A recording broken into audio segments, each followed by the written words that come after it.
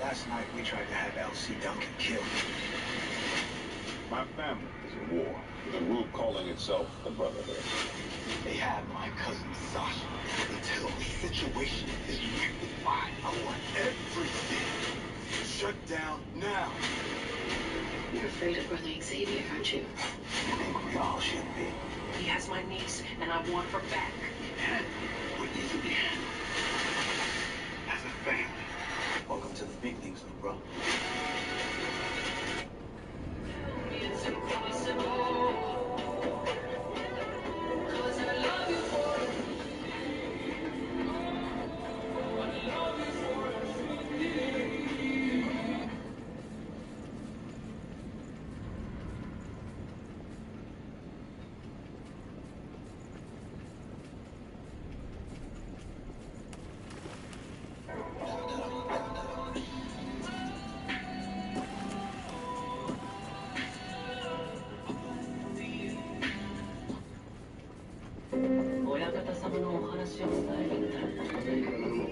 Perfect body with a perfect smile. Perfect body with a perfect smile.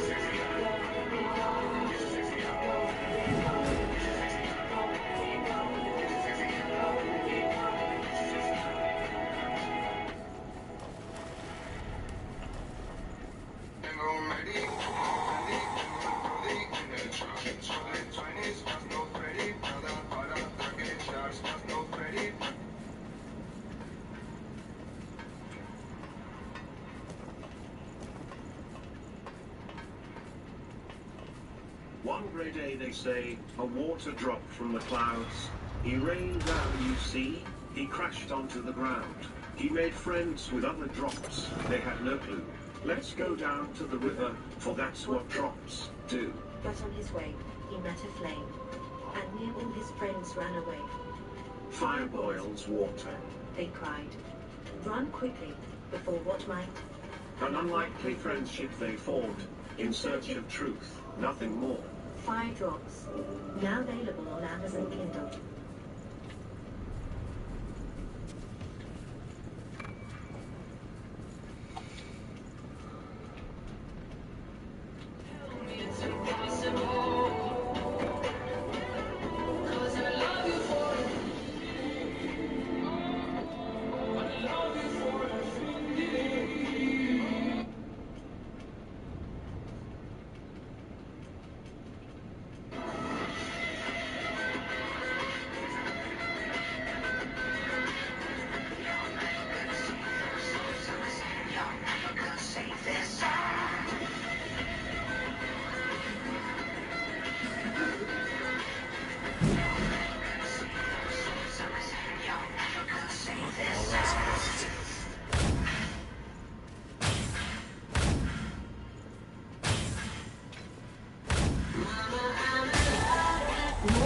Tranquilo.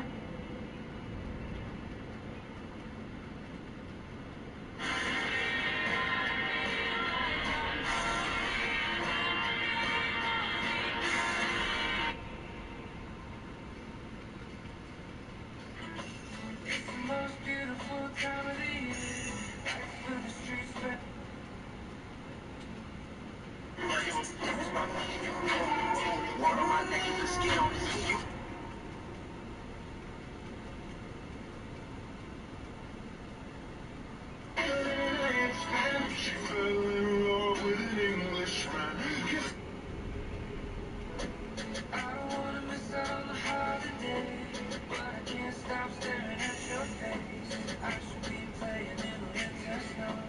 I'ma be under the middle. They say, do you need me? Do you think I'm pretend? What makes you feel like cheating? I'm like, no, that's really close. Oh, I think that I found myself a cheerleader. She is always right there when I need her. Oh, I think that I found myself a cheerleader. She is always right there when I need her. She knows like I'm a dove. She grants my wishes like a genie in a bottle. Yeah, yeah, 'cause I'm a wizard of love. And I got the magic wand. All these other girls are tempting, but I'm empty when you're gone. And they say, do you need me? Do you think I'm pretend? Always right there when I need her. Oh, I think so.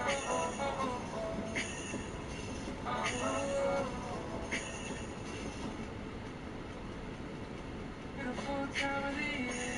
Lights fill the streets, spreading so much cheer. I should be playing in the winter snow, but I'm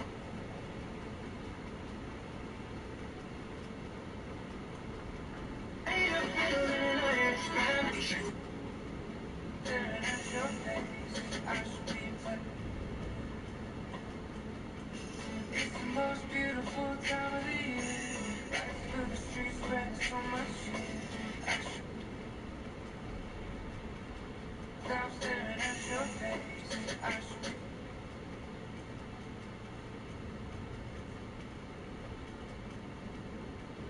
playing in the winter.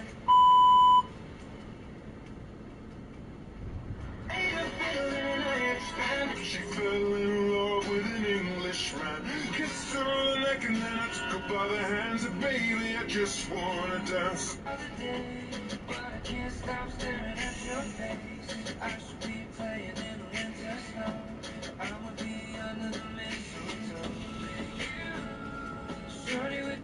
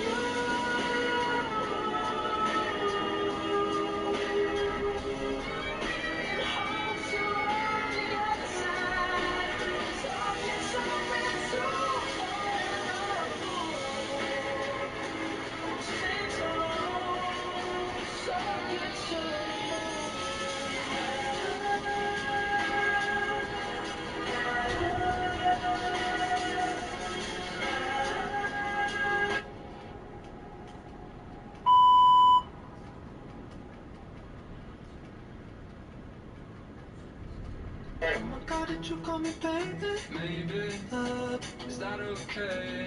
Yeah, it's cool. I like that. Cool. Up with me. You never had a boyfriend. I know. I just want to see if you care. Hey, I'm lesbian. I thought you were American.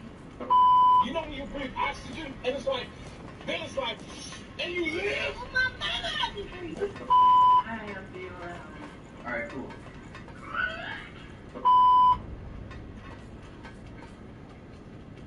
It ain't ready till I'm dead. I know that he watching. Like my ex bitch, cause she she toxic. Got this new bitch now, we toxic. Can't cat, I be toxic. Damn. Man, he watching her. That's my ex bitch, cause she toxic. Got this new bitch now, we toxic. Can't cat, I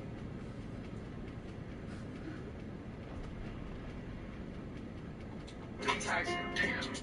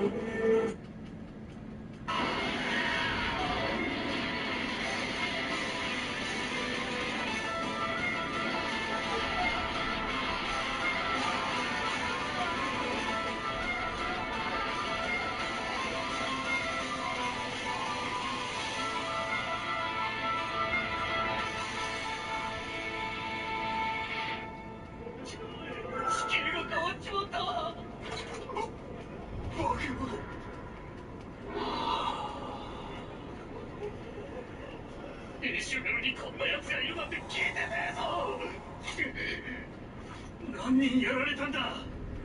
973。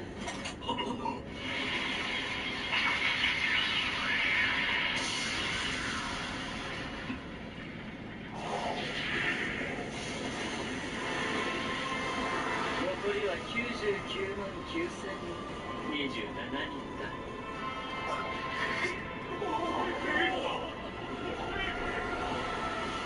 思ったより早く出てきた。君に早く会いたくてね、夏。でもここでお別れだわ。ずれ。さ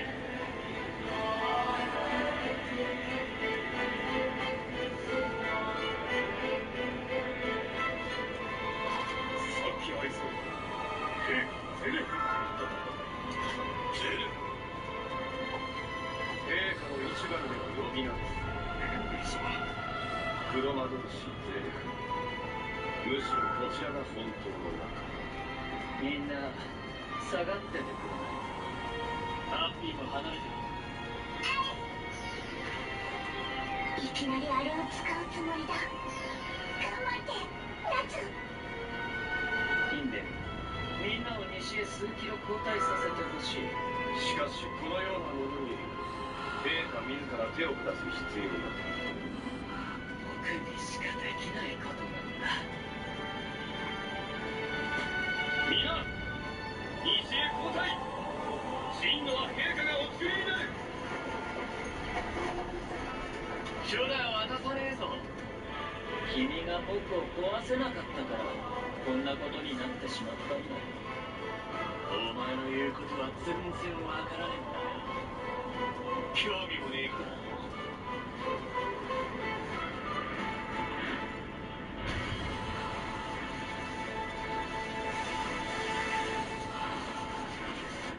なんだこの魔力、この熱。いけだ。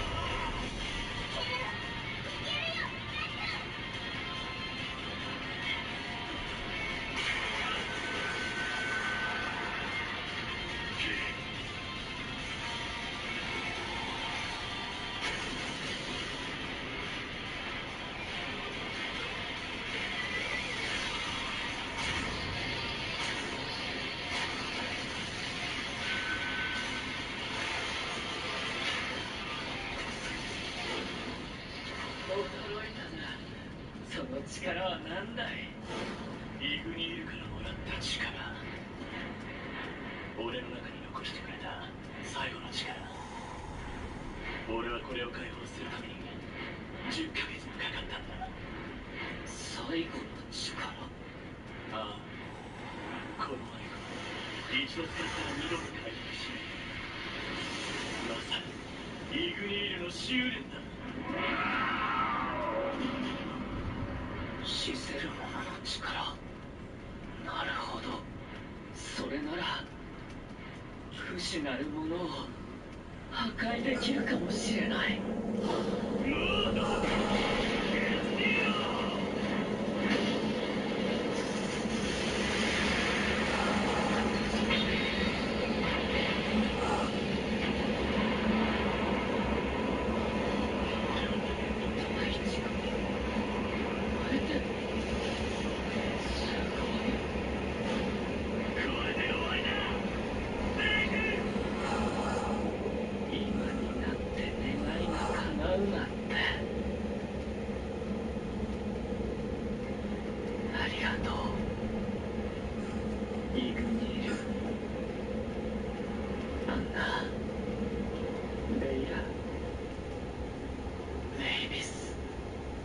そして我が最愛の弟。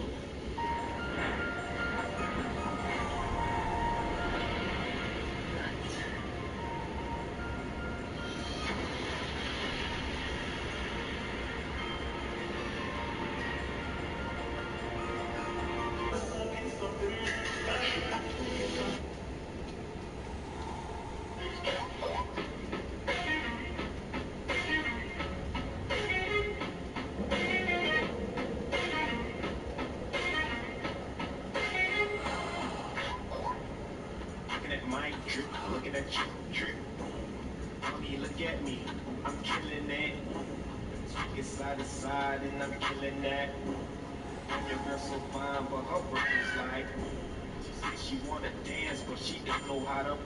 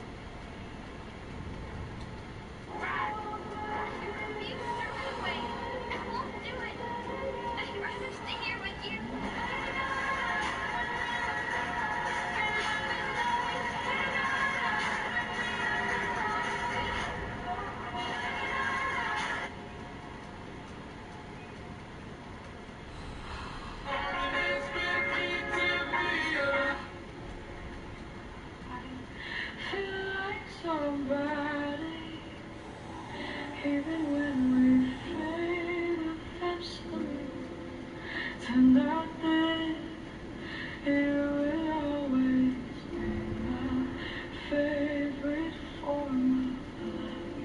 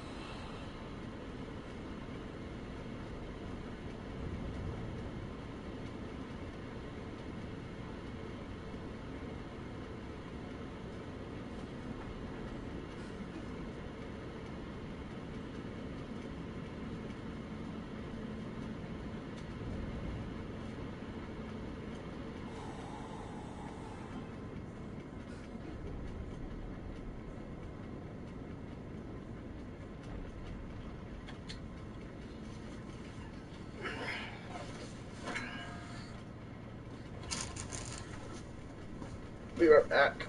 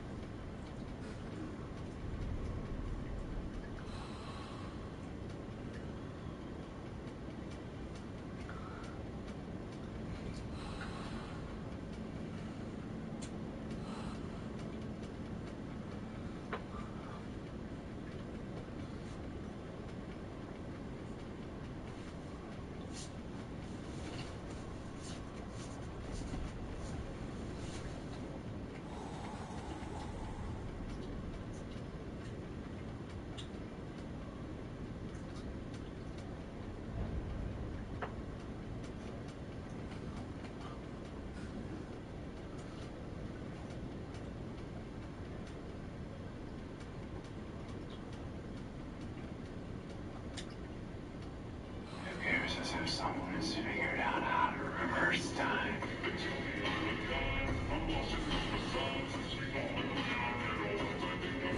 Clever girl. He is fast. I'm faster.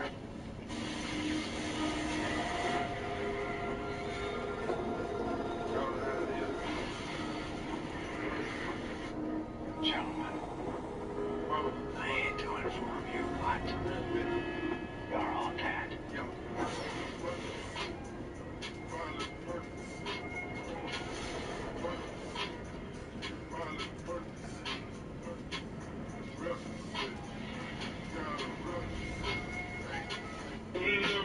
Psychopath sitting next to you. You love another murderer sitting next to you. You think I'd get this sitting next to you.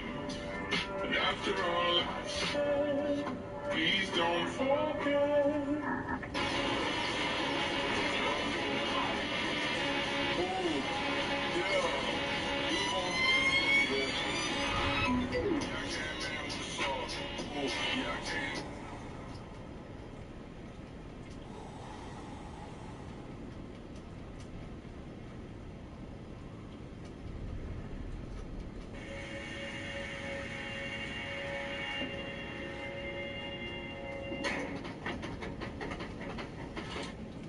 What is going on, everybody? Welcome to Astro Dom. I'm Dominus, but my friends call me Dom.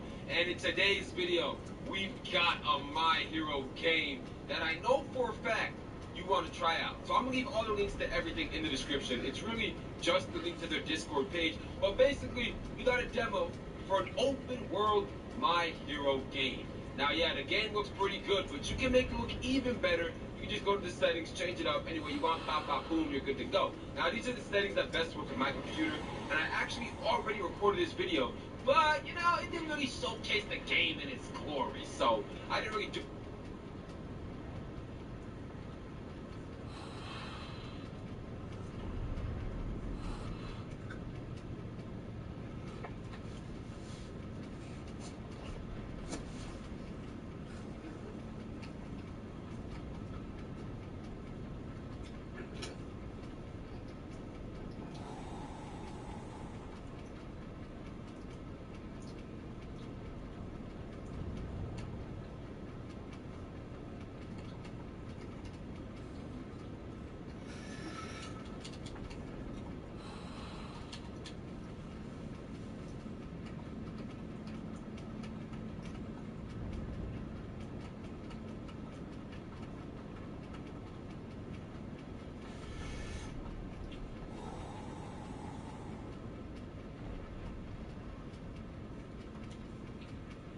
The books I'm going to share with you today are not works of fiction. No, these books apparently contain real-life spells and dark rituals that can raise the dead and summon demons, or the devil himself. From a book that is so cursed that it could kill you, to another that Lucifer apparently wrote himself.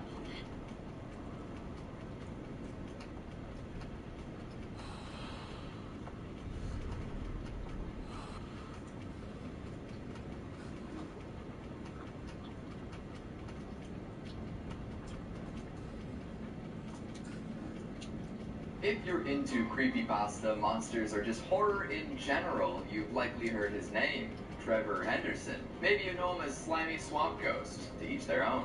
Found footage phenom, abyssal art expert. The Canadian horror illustrator has been posting his terrifying creations online for years and has recently been launched into the viral spotlight with a second wave of Siren Head popularity. While it may be his most well-known creature, it's simply one example of the fear-inducing freaks he's dreamed of. There are dozens of creatures, all just as creepy in his repertoire. We're all just waiting for a few more to acquire meme god status and maybe cross over into our living world. Hello, horror heads, and welcome back to the scariest channel on YouTube, Top 5 Scary Videos.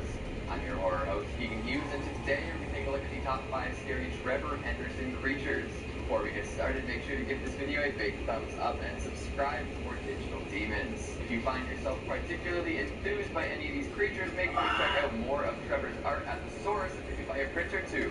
Artist Gotta Eat. Links to all of his stuff are down in the description. Perfect, let's get going. Coming in number 5, we got the Smile Room.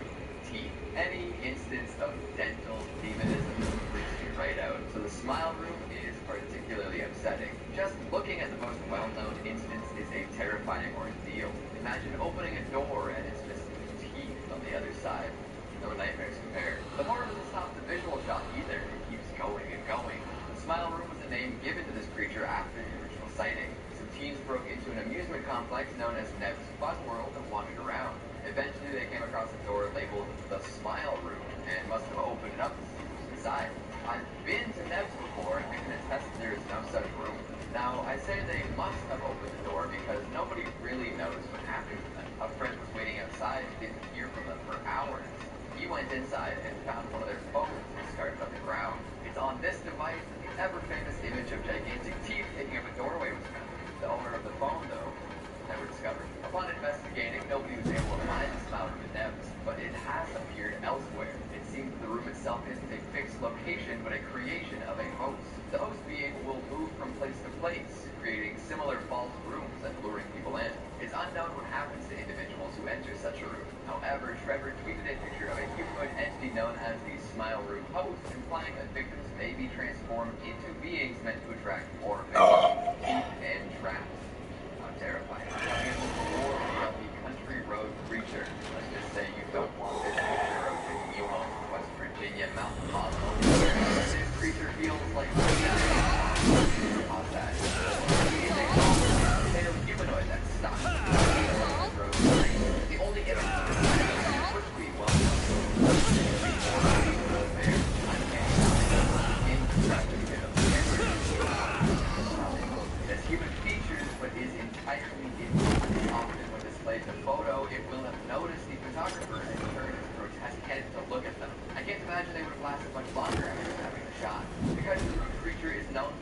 humans on back roads in its spider-like form, but has also been seen in other situations. Some have claimed to encounter it in cities and even in their homes with its long clawed hands making appearances on the sides of buildings and in stairwells. The worst bit, though, is that this abomination can possibly take quasi-human form. It is hypothesized that it can shrink down to normal human size and don clothing to trick people into feeling safe. Then, when their guard is down, it can demolish them. A Trojan horse for the modern internet era. Coming in number 3, we've got bridge worms.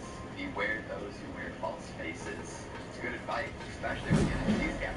These infrastructure-dwelling beasts tend to wear a false face that looks a little like strong sad. Don't let the marshmallowy, melancholic mug trick you into asking what's wrong, though. Get too close and they'll show you their real face. The skin pulls back from their front-facing visage and reveals quite a horrific, fleshy mass of sinew and teeth. It's really quite disturbing. A bridge worm will spend a good deal of its time lurking under bridges, as the name implies. They keep their sad face on, hoping to lure unsuspecting prey in. Once the prey is close enough, they will devour them and set up for the next victim. Of course, as the bridge worm continues to find prey, their reputations grow. This means that people might start avoiding their bridges, leading to depleted food supplies.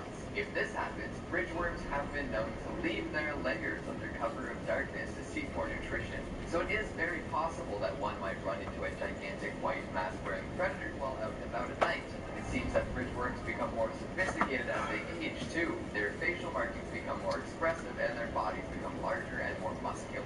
Even a young bridge worm is a dangerous threat. Imagine encountering a fully grown one. The more people they encounter, the more they learn about hunting us. Good luck out there. Coming in at number 2, cartoon cat.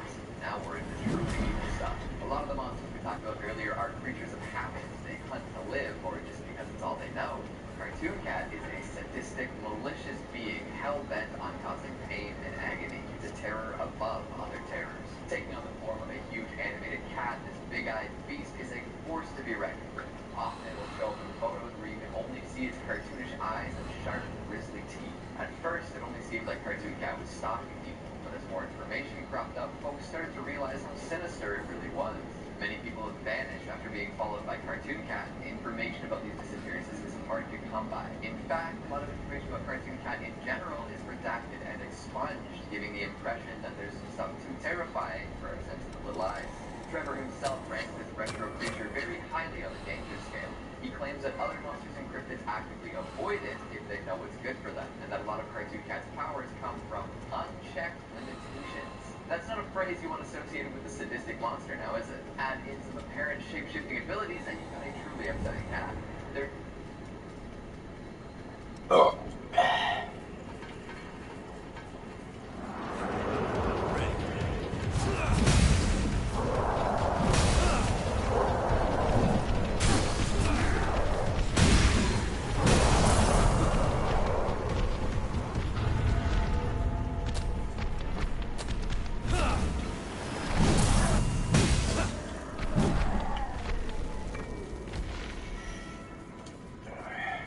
Style cartoonishness extends beyond just aesthetics, too. Cartoon Cat has the ability to warp and bend and stretch and commit acts of atrocious violence. Cartoon characters are malleable, in short. This lets him defy the laws of physics in ways that many other creatures could only dream of. It would be quite the upsetting sight to behold, too. Think about it. If you saw a black and white cartoonish cat shifting and changing before your eyes, wouldn't you want to scrub your brain out with a wire brush? Be honest. And finally, at number 1, we've got the man with the upside-down face. If there's one Henderson-verse creature that can compete with Cartoon Cat for the position of head honcho, this guy. Get it? Head honcho? See myself out. Not only is this man horrible to look at, he tends to enact heinous evil possible. Appeared near countless tragic accidents and disasters. Car crashes, house fires, train wrecks, you name it. Be there. In fact, it's possible that he influences a lot of these awful occurrences. Looking through historic photographs, you're likely to see this fellow in the backgrounds of all sorts of images featuring massive amounts of human suffering. He somehow feeds on these negative emotions. They sustain him. I'm sure once he found this out, he sought to cause more agony than ever before. And I'm sure you already knew this, but the man's face is upside down. The rest of him seems to be pretty normal, but the face definitely stands out. This might not seem too scary, but it is jarring when you pick him out of a crowd. You'll never find him in a real crowd, though. Whenever he's causing trouble, he'll be invisible to the naked eye. It's only afterwards, when photos are developed, that one might be able to see his flipped lid. In the end, the man is a hateful leech. He's been described as a bottom feeder and is drawn to tragedies that occur. I think my favorite description of him comes from Trevor himself, who says that out of all his monsters, the man with the upside-down face is the pettiest asshole of the bunch. A glowing review from the man upstairs. Coming in at number 5, we've got Long Horse. To be honest, I didn't even consider Long Horse for our first video. The lengthy lad doesn't exactly qualify as monster in my eyes. They're definitely more friendly than foe. But hey, I think there were at least a dozen requests for our admittedly, Long Horse is a very scary creature to look at. There's a horse-like skull that always seems to be floating in the air. The skull is supported by a seemingly infinitely long body that tends to bend and twist at impossible angles. Nobody's ever seen a long horse, and the constantly cracking neck will always disappear around linear space and can really appear from anywhere. If this wasn't a friendly fellow, it would be pretty terrifying. But thankfully, Long Horse smells like cinnamon and wants to be a help. Painting the picture to show it helping a few exotic danger and warning. Those who might need it, it even enters to do so at times. These mean that it can do something two creatures Siren Head being a murderous lunatic and Long Horse attempting to keep folks alive. Still, it's hard to look at a spatially anomalous creature with a loudly cracking neck and think, friend. Coming in at number 4, we've got Big Charlie. Anyone who has extra. Big Charlie is a fleshy abomination that's always growing. It was discovered after escaping the slaughterhouse where it was being held. Somebody reported a mangy cattle wandering the highway to animal control, and when they discovered how strange it was, the SCP Foundation got involved. When Big Charlie was born, the folks working the slaughterhouse didn't know what to do. It was extremely gross looking and didn't really react to anything. They tried killing it, first with a cattle gun, then by cutting its throat. When neither wanted to really butchered it where it stood, until only bones remained. But instead of all the blood, Big Charlie can't be killed. Some accept it for what it is, free, utility-grade beef. Some avoid it as much as they can because it's not natural. And some, like the owner of the slaughterhouse, worship Big Charlie as a religious life. Each their own, I suppose. If being fed a theory of evolutionary meat doesn't contribute, Big Charlie's appetite might be not generally dangerous. Did I make it? Even on his cow. So I'll take the spear. All right, this is the moment of truth.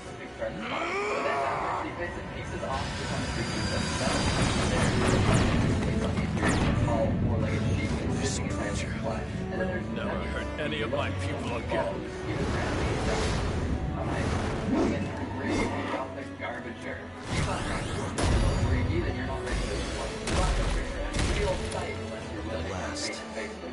If you do end up living some rotten garbage out in the open,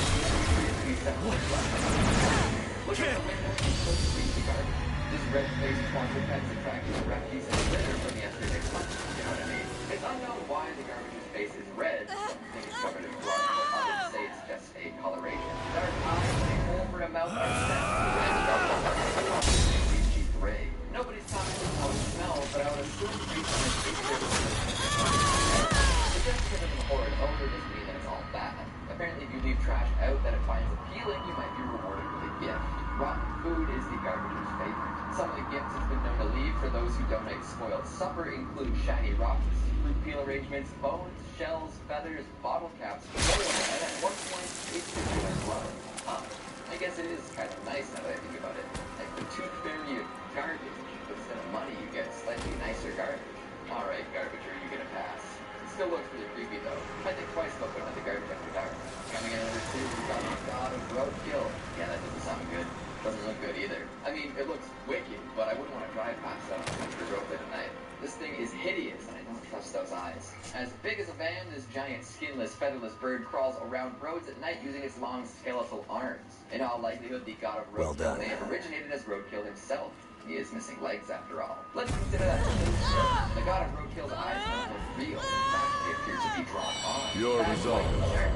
Betty truly very well be a mask. And if that's the case, I do not want to see what's behind it. No, thank you. Sleep Nobody well, seems to know what friend. this creature's purpose is, though. Maybe it's a memorial figure, say they witnessed all of those creatures splattered across concrete and asphalt every day. Folks tend to encounter them while driving at night and will often crash soon after. Could this be a sort of revenge against the motorists who ran over animals on the road? According to Trevor, the god of roadkill is meant to take souls to the other side. So it could be an agent of death or any number of other underworld servants. Definitely something that you don't want to spot while taking a late night drive. Trevor also says that the god of roadkill is always sad and angry, which makes sense considering that this idol represents all these squashed and splattered beings seen on roadways around the world. And finally, at number 1, we've got breaking news. While I do know that breaking news can often be scary, I'm not referring to the 24-hour news cycle. This time I'm talking about the gigantic creature walking about leveling buildings and causing general chaos. It's known as breaking news because it tends to be reported as such, with terrifying images attached to the newscasts. Nobody knows the origins of these horrid beasts, and their goals are a total mystery. The humanoid is big enough to destroy entire cities, walking about like a kaiju and flattening buildings. In fact, in many of the places it's shown up, nearby settlements end up being totally abandoned for fear of it returning. Even if there were only one, we'd have plenty to worry about, but it is likely that there are more out there. They've been spotted in different areas over relatively large distances, leading some to speculate that there could be many gigantic humanoids spreading destruction. If this is the case, we're in great danger. Coming in at number 5, we've got Anxious Dog. Oh boy, this isn't your average canine companion. Definitely not something you want in the house with you, and don't even think about trying to pet its belly. This creature is a pale, semi-humanoid that appears to be hanging out upside down. It's got no eyes and a big human mouth that sits in the middle of its head. Yuck. It has a habit of lurking around just outside of door frames. You look at it and only catch a glimpse of parts of its body. You never really see the lower half. Most of the time it's been seen walking around with its hands, with the eyeless face contorted and twisted to face whoever's unfortunate enough to witness it. After all this description, you might be wondering, why is it called Anxious Dog? It's not because it looks like a dog, no, it's because of the sound it makes. If this thing is nearby, you might hear the sounds of nails clacking against the floor, you know, like that of an anxious dog facing in the hallway. Yuck, I don't want to imagine what its feet look like then. Even though it lurks, don't take it lightly. This beast has been known to get quite violent very suddenly. One moment it's hanging out just outside your reach, the next it's tearing you to shreds and smiling with its awful face mouth. If you hear some clicky clacking and you don't have a pet, get the hell out of there. Coming in number 4, we've got Watchtower. While a good deal of Henderson's creatures are scary and malevolent, a few manage to be guardian spirits of sorts. Longhorse is a particularly well-known example of this, and today we'll add another to that canon, Watchtower. Trevor posted this cryptid a while ago with the caption, Watchtower, protector, cryptid, and mascot of a certain small town that chooses to remain anonymous. Pretty neat, right? It appears to be a gigantic creature with horns spreading from its head, or maybe tree branches. Either way, it gives off the appearance of a forest dweller, which makes sense considering it's protecting a small town in the boonies. But what's it protecting the townsfolk from? If you need a monster on your side in order to stay safe, you can probably bet whatever you're going against is pretty scary. Sheesh, maybe we don't need to think too deeply on this one. Even though it's friendly to those outside of the ones it wants to protect, Watchtower can be downright dangerous. Its size alone is enough to stop folks in their tracks. Add in the antlered branch things, the ability to take down some horrid beasts, and you'd better be careful. Prove to be dangerous to those its duty is to protect, and get put in the ground. It's just simple logic, right? Other renders of this beast seem to show it with 4 legs and a long neck, kind of giraffe-like. In fact, it sort of reminds me of the forest-dwelling beast from the Ritual, which kind of serves the same purpose, doesn't it? It's a little more violent and demanding of worship, but I wouldn't be surprised if these two were cut from the same cloth. If you're interested in coming face to face with this cryptid, start visiting small towns. Ask around about their mascot. I've got a hot series. Trouble. You'll get faster results with that second strategy, but probably get taken down. If you want it, I got it. Doesn't that sound nasty? It's actually a little more familiar than you might think, even if it's harder to find these days. We all know Siren Head, right? Super tall, lanky beast with the ability to make pretty much any noise. It eats humans, lives in the woods, it's covered in leathery skin. Well, there's a few variants of this popular cryptid. Yep, we've seen classic Siren Head, we've seen ones that look like streetlights that have multiple sirens in there, even ones that shapeshift. There's a new Siren Head variant in town, and it's more fearsome than ever. Known as the Meat Grinder, this thing is terrifying. It's more squat and stout than the stereotypical Siren Head, giving it a shorter stature. Being less tall doesn't make it less dangerous, though. It seems to be covered in some sort of glistening red flesh, giving off the impression of being freshly skinned. It also has blood. Come again soon. This is my blood. It's a symbol of trust. Come on, take it. I'm done. Get a insanely fast offer on your car in 2 minutes or less. The Hunter. At least, do you have any more info? To the Siren Mountain. I don't know if I'm confident calling it its blood or blood beasts of prey. Either way, it's pretty gross. It likes to live in colder, rural areas, so they can be found up north more often than not. Making it a pain. And to make matters even scarier, the meat tends to be more aggressive than regular siren heads. Whoa, it's pretty good once you actually get it in your mouth. Feel a bit. For whatever reason, Trevor deleted this creation and hasn't really addressed it since. It's Maybe pretty it's part of the figure to come, or maybe it's simply too dangerous to leave on inspired content. Coming in at number 98-8-13. This name simply comes from a Polaroid-style photograph taken of a creature on a dirt road at night. Someone caught a glimpse of a red ghostly figure. Snapped the picture with an old camera of some sort and then disappeared. This photo seems to be the only thing remaining from that encounter. Eerie. In the bottom corner, you can see the numbers 98-8-13 in orange text. 60, The rest of the picture 78, kind of 80 points to get all of his. Once you see it, you can't take your eyes off it. It's just standing menacingly. It always seems a bit of an unnatural leap. Almost. But fall over, but never does. Multiple pictures have been taken of this odd creature, and most of them show them as a large, motionless face. But one in particular that was taken near a body of water really turns the creepiness up to 10. It's standing up straight between two tall, skinny trees. It seems to have noticed the camera and is looking right at whoever snapped this shot. The face good use. See you around. Especially haunting. Something about this gives me doubt before the photographer made it out alive. And finally, coming out of one, we got Day 17. We discussed breaking news last time. Now let's talk about its counterpart, Day 17. Unfortunately, we may have mixed up two when putting up pictures, but I'm sure you can forgive us. Day 17, also known as the Wandering Fate, is a fascinating beast, one thing can end us all. The thing absolutely towers over man-made structures and is often unable to have its whole body captured in one image. Usually, its head will poke up above the clouds out of frame. That's a big monster. Often the beast is accompanied by an emergency storm warning. Whether this means that it brings bad weather with it, or someone with a lot of influence wants us to avoid seeing it, is up for debate. But weather generation isn't too far-fetched considering the allure surrounding the Wandering Fate. Take that name for a moment. Fate. Makes one think of religion, right? If you want it, I got it. Well, it seems like this beast also ascends people to heaven, or something similar in concept. In one of the posts featuring it, Trevor included a caption that says, "Please stay inside until further notice, unless you or a loved one has been pre-chosen." Pre-chosen, eh? Sounds like a rapture of sorts now, doesn't it? So this gigantic beast takes people to a holy place. I don't know if that's scary necessarily, unless you're not pre-chosen, which I guess I'm not. Uh-oh. Man, how does he come up with all these? Let alone draw them and make them believable. It's a talent that only some have claim to, but at least we all get to experience it. What did you think of the list? Which of these creatures is your favorite? What's your favorite Trevor Henderson creature of all time? Make sure you let me know down in the comments. Speaking of comments, let's take a look at some of your more crunchy ones. The top 5 weirdest horror movie monsters. Noise F7 says Killer Timid. Ready for a rewarding new checking experience? Meet Credit Karma Money Spend. You can win We are back with an additional influx of awesome monsters from the magical mind of Canada's finest horror artist.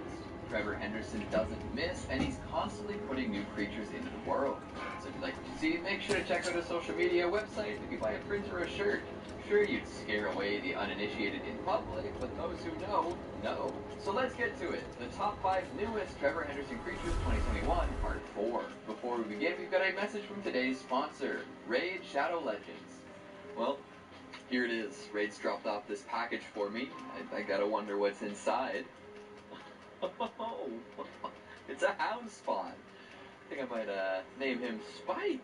Oh, good boy, buddy. Look at that. Well, if you're looking for monsters, but like it a little better when you can smite them, look no further. From the Ice Golem to the Demon Lord to all of the creepy crawlies infesting the Doom Tower, Raid has a smorgasbord of scary opponents to fight.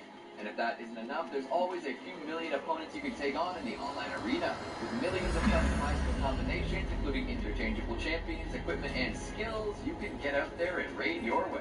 What I really like about Raid is that it has an absolutely enormous roster of unique champions. I love going to the tavern to test my luck with summoning from a few shards.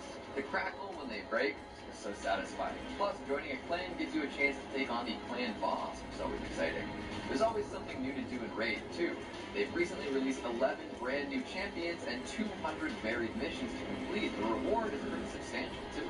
And if that's not enough, they also added 5 tough new levels to almost every single dungeon in the game. So what are you waiting for? Go to the description, click on our links, and support the channel by downloading Raid today. Right on. Let's get to our list. Coming in at number 5, Night Shift. Keep your eyes wide open, folks. Or is it the wide-eyed, open eyes that are staying open? I'm not entirely sure, but what I do know is that this creature is totally terrifying. Just look at it floating there, keeping a watchful eye over this gas station late at night. There's a special quality to convenience stores after midnight, that's for sure, but something tells me it's probably better to wait till morning if this thing's around. Based on a very strange sticker seen in front of a bunch of pre-made sandwiches, Night Shift seems to hover over everything, ensuring nobody removes merchandise without paying for it. You know, because anything else would be considered theft. The more you know. What I'm worried about, though, isn't being accused of theft or even being caught red-handed. I'm worried about what this organ-dripping square will do if it finds out about any of that. Goodness gracious, this thing is horrid. Pictured floating between the aisles, seemingly after hours, there's an eerie quality to the supernatural security guard. The longer you look at it, the more grotesque details stick out. There's the glassy, all-seeing eyes that remind me equally of doll's eyes and something from a surreal bit on late-night Adult Swim. There's the fact that nothing natural should ever have lines that straight, which is cause enough to be alarmed. And of course, what's up with the viscera dripping out of the lower end? I'm not so sure I want to find out what causes that or what it's made of. And what happens if it gets closer to the ground? Does it drag along, leaving a wet trail of slime and blood? Heebie-jeebies just thinking about it. According to Trevor, this thing actually likes to shoplift itself, so maybe it won't come after you if you decide to be a little criminal. However, I think running into it at a closed shop is probably a bad omen. All in all, I'd say avoid the late-night SIG shopping and definitely don't go back to work after hours for any reason. The overtime isn't worth potentially coming face-to-face with these eyes without a face. Yowza. Coming in at number 4, we got the Phantom. The Phantom of the Opera has recently undergone a PR overhaul. What was once a hideous, deformed man hiding in the walls of a famous theater became, well, Gerard Butler, with a bit of burning behind the mask. Very sexy, lots of appeal, but missing most of the terror that should probably accompany such a character. Thankfully, there are plenty of folks online willing to dream up a more monstrous version of the iconic Phantom. Take Trevor's render of the operatic fellow. Now, this is a movie I would watch. In his own words, he just wanted to be way more creep. Isn't that something that movies better? More gross creeps. Moving on, we've got 2 versions of the Phantom here. One with Spawn and another with Deepfake. Ooh, and these days and times, more authentic. Without the mask, it's obviously very creepy with gray, rotten flesh and a dead white eye. The grimace of slaughtered hair. This is revealing their true facade. But the masked version is also quite creepy.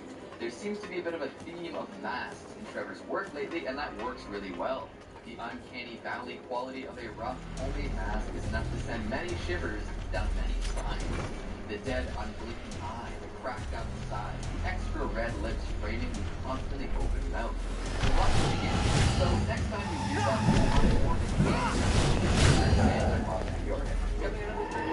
patron saint of getting lost in sprawling department stores and malls. A little wordy, I know, but it's just so fun to say. I suppose that you could also refer to this creature as the Stranger, but that's just not quite as fun. We talked about a similar creature last time, and it's very possible that this is actually the very same entity. However, it is a new rendition that frames our furniture warehouse wandering pal as a patron saint, which seems to make it even more upsetting. It'll watch over all who wander in the seemingly endless halls of abandoned retail establishments. Department stores were having a rough time before the pandemic, and I'm sure if I was to visit a closed one now, it would be even more shiver-inducing. There's a lot going on with this creature with its quasi-papier-mâché head, painted-out eyes, and extremely human hands. Was it once human, or is it just taking on the form of those it seems to follow? We may never know. If you look beneath the post in which Trevor introduces this fellow, you'll find a new possibility that you might not like. Under that big round head, there could be a set of awful teeth surrounded by raw, red flesh. Is there a whole new visage underneath? And is it worth it to try and find out? Coming in at number 2, friend. What do you think? Is this Nugget this adorable little scamp that fell off the back of Big Charlie and grew into a fun friend? Or is this one a little too red, a little too off-center? It's hard to say for sure, but I think I like him. After all, he is a friend, a small creature, something cherished and shared with others. While the creature itself may have been seen before, this is a brand new drawing of it, complete with a little scratchy caption letting everyone know exactly what it is. So keep an eye out for anything like this in the vicinity, because it could forge a valuable bond. And finally, number 1, Bridgeworm Returns. To cap off our list, let's take another look at a new rendition of a classic Henderson monster, the Bridgeworm. This undercast dweller of the river kind of reminds me of Strong Stuff.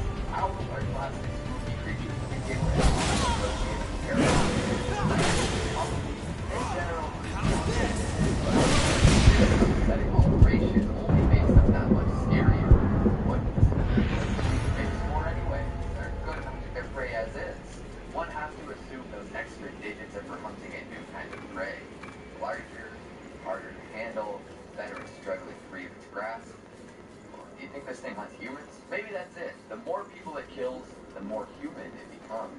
I'm not claiming that that's what actually happens, but if you ever see somebody with particularly owl-like eyes, maybe walk the other way. Running full tilt is probably good help too. Lastly, I want to discuss the final human detail here. This owl does not have a beak. It has a gaping maw full of bloody human teeth. Honestly, I can deal with it as long as the portal open and the wide position presented in this picture. If it smiles, you might never sleep again. Coming in a board, warehouse stranger. There are few places on planet Earth that match the otherworldly vibe of a discount furniture warehouse. Any wide-open monument to capitalist overproduction tends to share that eerie feeling of being somewhere that you probably shouldn't be. Exciting and fun to explore, but definitely not somewhere you should spend more than a few hours per month. Really, any liquidation-based business gives off this aura. It might seem as though sticking around too long is bad due to psychic damage, or maybe the chance of getting locked in because the employees don't care to check every corner before leaving, but there's another potential danger: being followed by a stranger. And a stranger that looks like this, no less. I've got a whole lot of questions about this figure lurking between the love seats and sectionals. Where did he come from? Why an empty discount furniture warehouse? What's up with his head? And that head query leads me to making a connection between Warehouse Stranger and a few other Mastoid creations. In part 2, we talk about Mr. Mask, who seems to have some pretty similar features. And there are a few other Henderson cryptids that also share their lengthy stature and oversized domes. Are they related? Why do they inhabit these odd, otherworldly spaces? It's hard to even tell if they're dangerous or not, which might actually add to the disturbing quality. According to Trevor, a balance between goofiness and scariness is key to a good monster, and you know what? I see that. This lad is going to follow you around the store, keeping a consistent distance at first, but getting closer over time. He thinks he works there, but nobody can be quite sure if he's trying to help you out, or if he knows you're not going to buy anything and just wants you to leave. Just don't scuff it. Coming in under 3 and office. For some, there's nothing scarier than the prospect of working a desk job for the rest of their lives, punching in at 9, clocking out at 5, filling out spreadsheets and eating bagged lunches for those hours in between. It's not for everyone, but it's a living. However, sometimes folks die on the job. Tragic for sure, but it is a thing that does happen.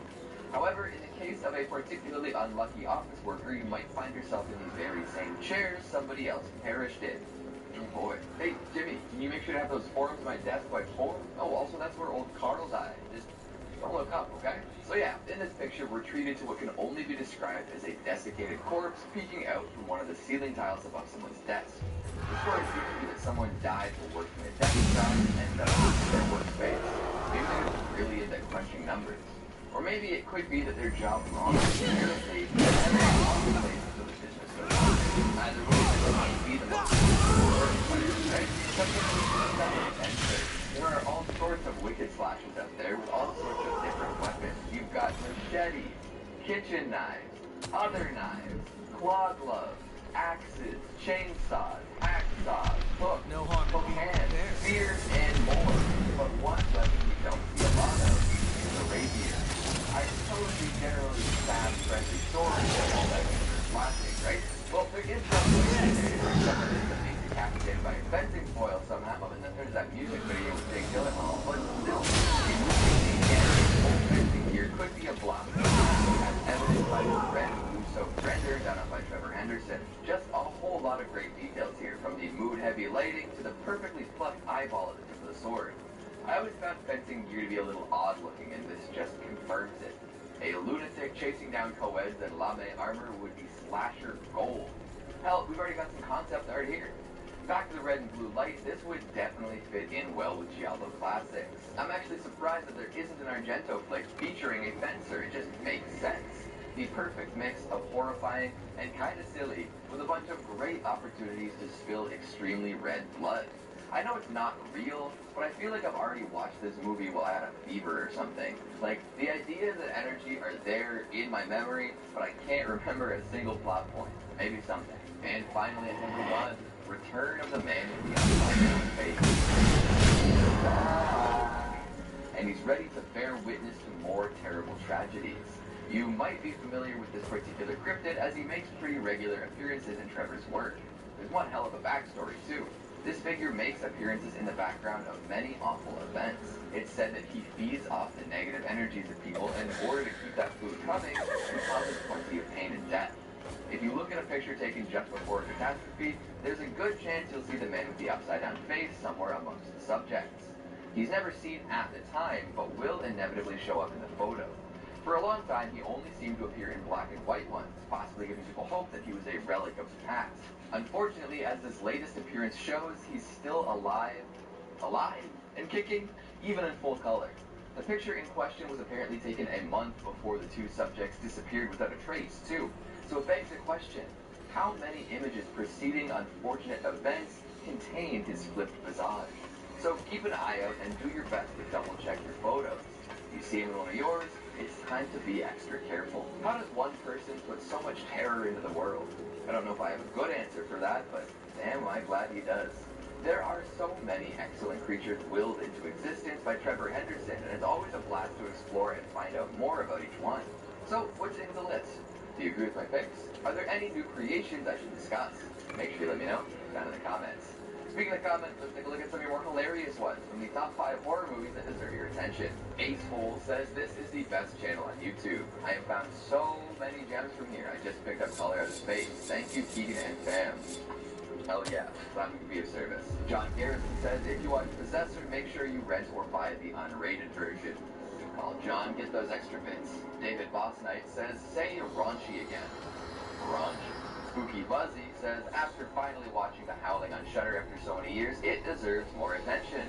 The creature effects in that one are unmatched. Just don't go into the sequel expecting anything. Kristen Sather says, Pontypool's bust.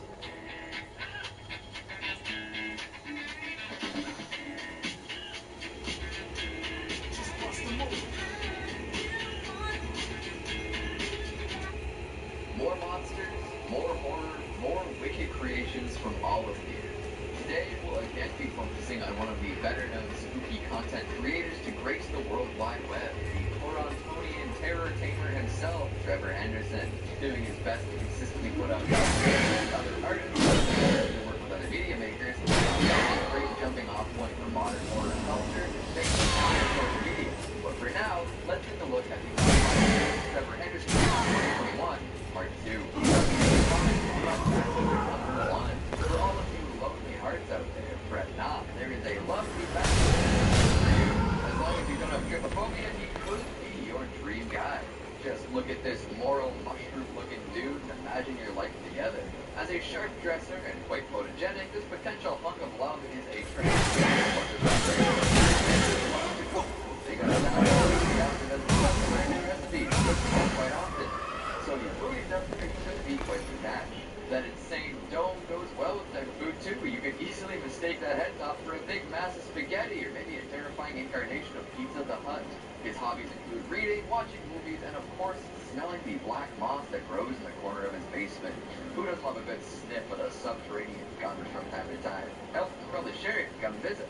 This next fact might come off as a little odd, but he also loves bird watching. His profile, he lists amateur ornithologist. So, for those looking to try something new, this could be it. Plus, and some folks are going to love this, his head just won't stop growing. All that pulsating flesh up there keeps increasing in size. He's got 4 visible mouths now, but that could very well go up at a moment's notice. There's always more to love. Plus, once you meet him, he'll never leave your dreams. This is the kind of dude that comes along once in a lifetime. Now, you could go with Bachelor 1 right now and live happily ever after. Or maybe wait and see what the next lucky contestant has to offer. Is it better to stick with what you know, even if it's an eldritch monstrosity? Or will you delve into the unknown and accept all of the terror that comes with it? Find out next time on Weird, Horrifying Bachelors in the Mind of a Madman. We're going to reveal while the inspiration for this creature seems to be the thing, it is still a brand spanking new interpretation of the life form. Accompanied by the captain, man is the warmest place to hide. It's a callback to a famous quote from that legendary poster. You know, the one the park filled with all sorts of light coming out from our face Jiffy. Usually I have behind me, but not today. So while looking at this eerily similar interpretation, one can see the similarities. However, the attention to detail here is incredible. It has a whole new layer of creepiness. The blue tones and winter jacket are still there, but it's a totally different vibe. First of all, the stuff coming out of of the hood isn't just blocks of light anymore. Nope, it's some sort of fleshy tendril, which to anyone who has seen the movie will probably cause some vivid flashbacks. Memories of all sorts of different thing iterations come to mind for sure. Then, look a little closer at the parka itself and you might notice some additional spooky stuff. The hood takes on some extra monstrous qualities, seemingly a little polar bear-esque or maybe even Yeti-ish. The fact that it's even a jacket with the hood up is hard to guarantee once you start looking at the whole picture too. The form of the entity becomes more muddy near the bottom of the frame. This is because of the heavy snow making visibility go down, because the actual shape of the figure is it's an extra reimagining of an iconic image that works on so many levels. And even though it would be super cool to see what was hidden behind the hood, I'm not so sure I'd want to find out what horrors await in the darkness. Sometimes not knowing is better in the end. Although if I was a member of an Antarctic research team and noticed some odd behaviors and even odder creatures, I might have to buck up and find out. The safety of everyone, you know? Coming in number 3, we've got Mr. Mask. Sometimes you just gotta show your support. It's a trend seen in all sorts of different horror communities, but is especially amusing when applied to some of Trevor Henderson's creations. Instead of reacting with shock and disgust to a creepy crawly creature that stalks the night, why not do your best to boost it up? At first, you might see a creature like this wearing an uncanny valley humanish mask and think, oh my god, I gotta get out of here. But then, you see the creature stop. Oh, this monster likes to crab. He made a mask to show it off. Even if it isn't unsettling to similarly drying, great skin, cracked surfaces, overly detailed teeth, and a pair of dead, painted-on eyes, but hey, it's a little credit for credits too, right? So while seeing this image out of context might induce a full-body case of the shivers, the replies to this picture on Twitter are all folks saying how proud they are of the hard work Mr. Mask put into creating his face covering. You gotta wonder what's on his mask, though. Black darkness, or what inspires this thing to cover its face? Is it too scary for human consumption? How could it possibly be worse than the face it made for itself? Have we seen this creature before, but wearing a different design? Coming in number 2, we've got our dream. Nightmares have plagued folks since the dawn of humanity. There's no escaping our subconscious fears, especially when we're dreaming. However, most folks tend to dream about missing the bus before a big job interview or showing up to an exam wearing nothing but their underoos. These stem from real-life, everyday fears, failure, public embarrassment, performance anxiety, and more. So what does it mean when you see something like this in a dream? Did you see it somewhere in real life first? I don't know what's worse, conjuring up something like this as shorthand for whatever problems plague you, or actually encountering it in some capacity before having it visit your dreams. This is one of Trevor's pieces that involves both digital photography and digital painting. He's inserted this creature into an actual photo, making it feel extra real, or extra surreal.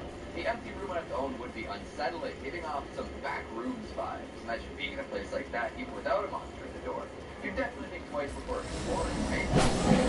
Further than threat, you find a human skull or some sort of alien form. It's definitely wearing some sort of button-up coat, so we know it likes to keep warm. And finally, at number 1, the Placer County anomaly. More of the world is photographed today than ever before. There are countless camera-laden vehicles, drones, and satellites capturing images of every square inch of the Earth. Google Earth has managed to map pretty much every inhabitable area of the world. Folks can hop online and see whatever street they want, right at ground level, in 3D, 360 degrees. But some of it is off limits. Faces are blurred, license plates are censored, and unspeakable horrors are redacted. According to the caption on this one, 8 people were found dead near the Homewood ski area in Placer County, California. Folks scoured security footage, but most of it was unusable or unintelligible. However, for a moment, an anomaly was spotted. Resembling a cocodemon from Doom or a gigantic sky meatball with a multi-tiered tooth-filled mouth, this thing floated above the censored area for a few moments and then disappeared. Upon further rewatches of the footage, the creature did not disappear. About the California landscape spot, a lot of the mysterious intrigue is still there. For some reason, half the image is totally blacked out, with an additional rectangle of landscape removed without content. Adding this floating ball of flesh and hatred makes the whole thing much creepier, but let's be real, meatball or not, you want to know what's behind all that blank space. There seems to be more and more wicked horror art popping up every day. Trevor is one of the many super talented creators out there, so pick a starting point and explore. Find some new stuff, share it, and revel in the unprecedented flow of awesome, spooky stuff. So, what'd you think of my list? Did you agree with my picks? What other creatures and creepers would have made the list? Who is your favorite horror artist at the moment? Make sure you let me know down in the comments. Speaking of comments, let's take a look at some of your more dogged ones from the top 5 worst horror movies.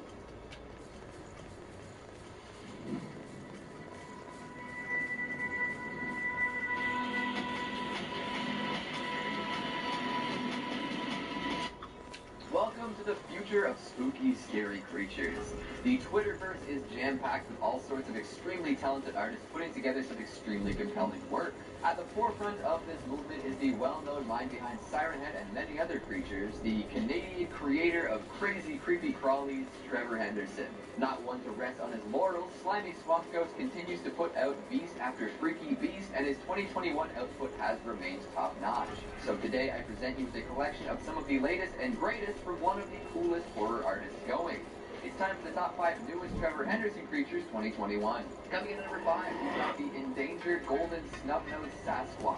It already feels like it's been at least a few weeks since that goofy little monkey went viral. To be honest, I've lost all concept of linear time during the pandemic, so anything that happened during the past year might as well have happened yesterday or 6 months ago. No in between. Thankfully, Twitter tends to timestamp stuff, so we all know when this enormous brooding beast in the style of the funny internet monkey made its first appearance. April 18th, 2021, the day of reckoning. If you were one of the many folks enamored by the tiny friend asking for berries and other assorted snacks, you might want to look away. This older, angrier cousin is not looking to be your pal. It's no longer affable and adorable, and it's not simply going to ask for snacks. I can only imagine this huge, lumbering humanoid waiting outside of a tent in the middle of the night, arms outstretched as if to request that you hand something over. But what does it want? It's not berries, it's not snacks, so what? Well, probably something like your soul, or maybe a pint of blood. And it'll be damned if you don't fork it over right away. For all of these Sasquatch and Bigfoot and skunk ape hunting people tend to do, you've got to wonder if they really want to encounter the cryptid ape daily. Like, let's leave these majestic and horrifying creatures alone, yeah? Otherwise they might beat us to death. God, just look at the thing. The perspective alone tells how gigantic it is. With the light hitting it like below the knee, it's a sight nobody wants while hiking through the bush in the dark. Just picture looking through the window of a cabin and seeing this thing lurking among the trees. That's an image nobody's scrubbing from their brains anytime soon. Good Lord. Let's hope the next few monkey encounters are just as pleasant as the original viral post, because if they start looking more like this, we're all in trouble. Give it a few more years and the Sasquatches will be out in droves. Coming in number 4, bird. Well, it can't be that bad, right? Just a bird. Lived alongside these winged creatures for years, and the worst that seems to happen is that someone will get dive-bombed every once in a while. Maybe an ostrich will get extra aggressive, or some chickens will relentlessly peck at someone's ankles. But those birds, they've got nothing on this. Introduced with the flavor text, farms left abandoned, their fields overgrown, something moving through the fields nearby. Birds congregate on the land in worship. This prompts a whole lot of imagination, now doesn't it? Why did the farmers abandon their fields? What evil presence inspired that major life change? What's moving out there? Birds or other scarier creatures? Now, if you look right at this thing, you'll find that there isn't much likely to be scarier. Just hanging out by a decrepit tunnel covered in lichen and other dangly haunted house decorations, looking back over its shoulder at whoever's interrupted its strange rituals in the dark. So it kind of looks like a huge bird/human fetus with those awful red eyes. And the multiple deformed little wings on its back really sell that idea. So how did this thing come to be? Is it an experiment between bird and man gone wrong? Demons summoned from the nether realms? Regardless of how it got here, I'd really rather it just went away. At least you can almost guarantee that you'll avoid it by staying out of an abandoned farmer's field, right? But some folks just can't seem to consistently do so. Hopefully they're content with just going about their rituals, ignoring any new presence as best they can. Coming in for 3 red strings.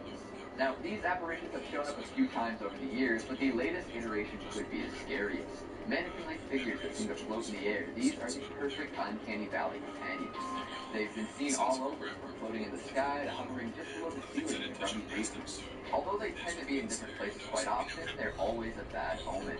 Pallid and dilapidated, these humanoids never have anything resembling heads. Instead, they're supported in the air by 3 red strings.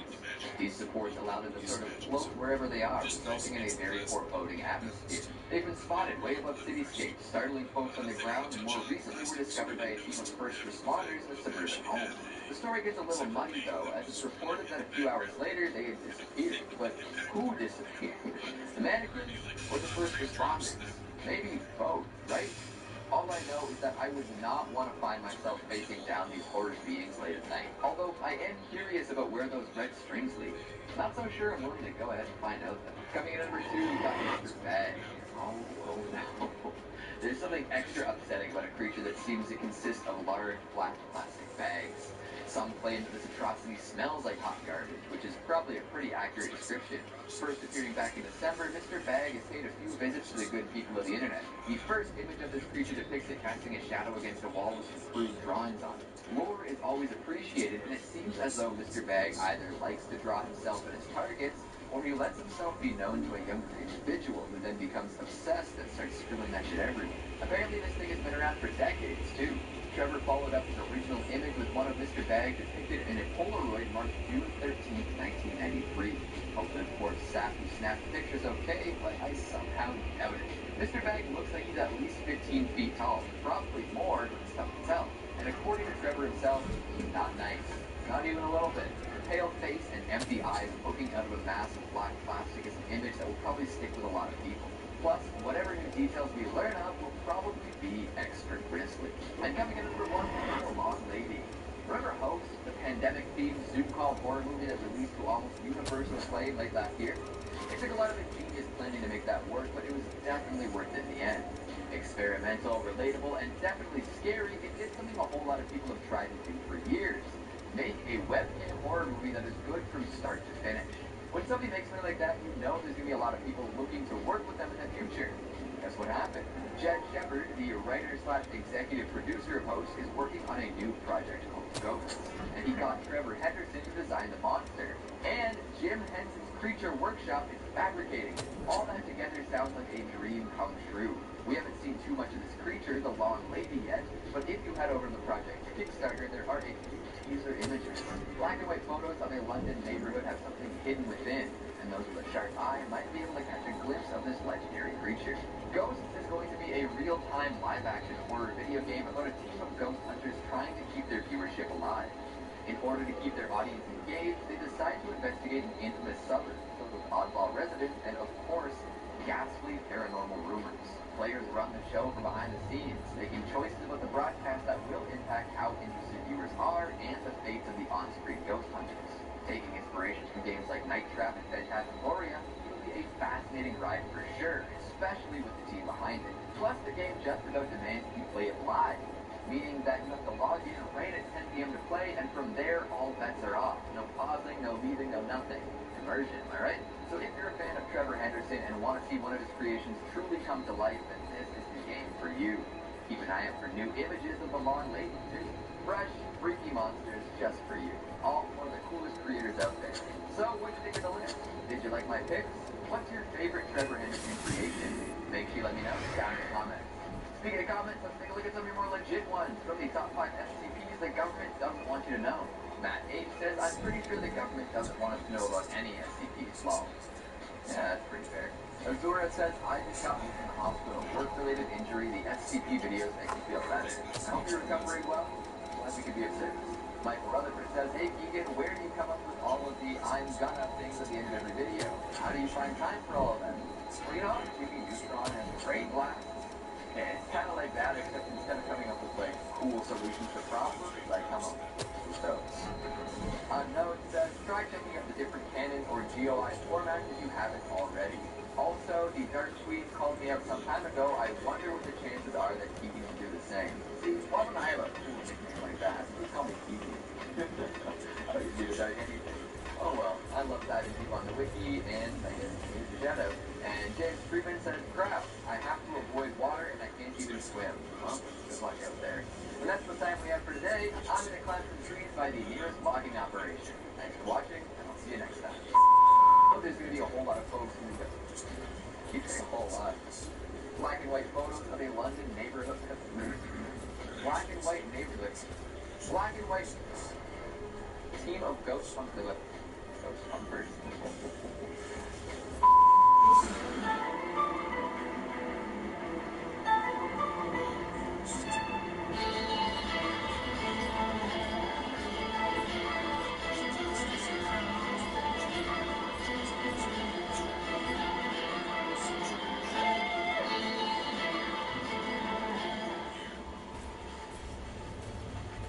things we don't ever need to experience again. Headgear. Looking it up in an encyclopedia. Remembering phone numbers. Renting movies from a store. Running with a CD player. And having only one way to buy a car. That's why CarMax gives you options. You can buy on our lot on the... In the age of the internet, more monsters are being made than ever. All some idea. People can invent stories to go along with them too, and sometimes these tales are legends. Lately, one creator in particular has been doing this quite consistently. Trevor Henderson. This Canadian creature creator constantly puts out wicked stuff. He's most famous for things like Siren Head, but there's much more than meets the eye. So let's see a few of his lesser known, but still absolutely terrifying monsters. Hello, horror heads. Welcome back to the Scary channel on YouTube, Top 5 Scary Videos. I'm your horror host, Keaton Hughes, and today we're taking a look at the Top 5 Scary Trevor Henderson Creatures, Part 3. If you're into Trevor's work, make sure you check out his social media. Want more creepy creatures, you gotta support the artist. Links will be in the description. And if you feel like staying scared, make sure to check out the newest Scary channel, Top 10 Central Dark. Lucy and Josh will be reacting to the scariest of scary stuff over there. Wicked. Let's get started. Coming in number 5, we have Anxious Dog. Oh boy, this isn't your average canine companion. Definitely not something you want in the house with you, and don't even think about trying to pet its belly. This creature is a pale, semi-humanoid that appears to be hanging out upside down. It's got no eyes and a big human mouth that sits in the middle of its head. Yuck. It has a habit of lurking around just outside of door frames. Look at it, only catch a glimpse of parts of its body. Never really see the lower half. Most of the time it's been seen walking around. Contorted and twisted that makes whoever goes forward. After all this description, you might be wondering, why is it called? Bring it in. Not because it looks like a dog, because of the sound it makes. This thing is nearby, you might hear the sound of nails clacking against the floor, you know, like that of an anxious dog pacing in the hallway. Yuck, I don't want to imagine what its feet look like then. Even though it lurks, don't take it lightly. This beast has been known to get quite violent very suddenly. One moment it's hanging out just outside your reach, the next it's tearing you to shreds and smiling with its awful face mouth. If you hear some clicky clacking and you don't have a pet, get the hell out of there. Coming in number 4, we have Watchtower. While a good deal of Henderson's creatures are scary and malevolent, a few manage to be guardian spirits of sorts. Longhorse is a particularly well-known example of this, and today we'll add another to that canon, Watchtower. Trevor posted this cryptid a while ago with the caption, Watchtower, protector, cryptid, and mascot of a certain small town that chooses to remain anonymous. Pretty neat, right? It appears to be a gigantic creature with horns spreading from its head, or maybe tree branches. Either way, it gives off the appearance of a forest dweller, which makes sense considering it's protecting voting. What's the second house vote from? If you need a monster on your side in order to stay safe, you should probably bet whatever you're going against is pretty scary. Sheesh, maybe we don't need to think too deeply on this one. Even though it's friendly to those outside of the ones it wants to protect, Watchtower can be downright dangerous. Its size alone is enough to stop folks in their tracks. Add in the antlered branch things and the ability to take down some horrid beasts, and you'd better be careful. Prove to be dangerous to those its duty is to protect, and get put in the ground. It's just simple logic, right? Other renders of this beast seem to show it with 4 legs and a long neck, kind of giraffe-like. In fact, it sort of reminds me of the forest-dwelling beast from The Ritual, which kind of serves the same purpose, doesn't it? It's a little more violent and demanding of worship, but I wouldn't be surprised if these two were cut from the same cloth. If you're interested in coming face-to-face with this cryptid, start visiting small towns. Ask around about their mascot, or cause some dangerous trouble. You'll get faster results with that second strategy, but probably get taken down too. Coming in at number 3, we got the meat grinder. Oh, doesn't that sound nasty? It's actually a little more familiar than you might think, even if it's harder to find these days. We all know Siren Head, right? The super tall, lanky beast with the ability to make pretty much any noise. It eats humans, lives in the woods, it's covered in leathery skin. Well, there's a few variants on this popular cryptid. Yep, we've seen classic Siren Head, we've seen ones that look like streetlights or have multiple sirens, and there have even been ones that shapeshift. There's a new Siren Head variant in town, and it's more fearsome than ever. Known as the meat grinder, this thing is terrifying. It's more squat and stout than the stereotypical Siren Head, giving it a shorter stature. Being less tall doesn't make it less dangerous, though. It seems to be covered in some sort of glistening red flesh, giving off the impression of being freshly skinned. It also has blood and other viscera.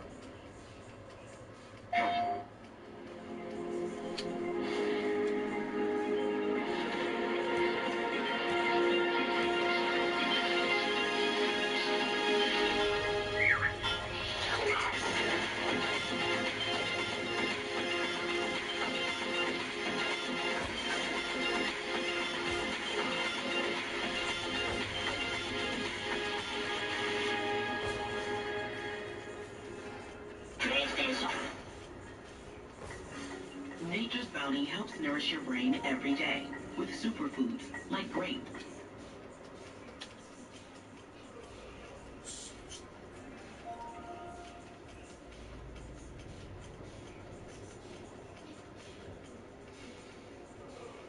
Head up, eyes open.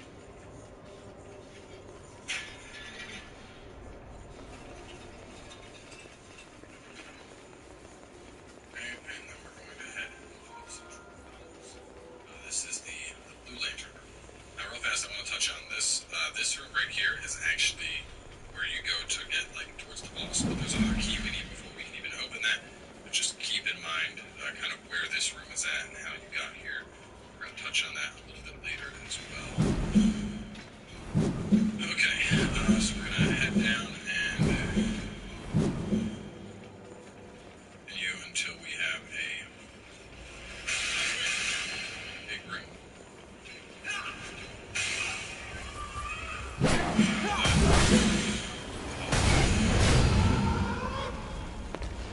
Here.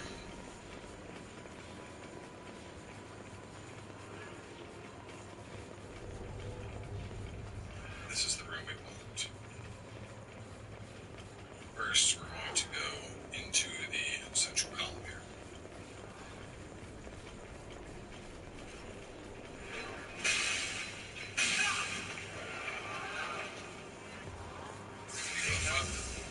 Quite a few guys in this next area.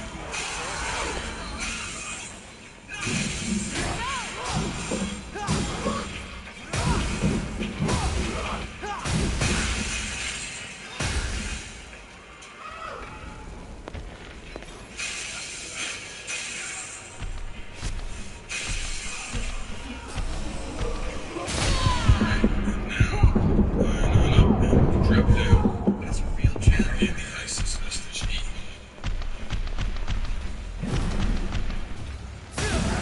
Backtrack to where we were.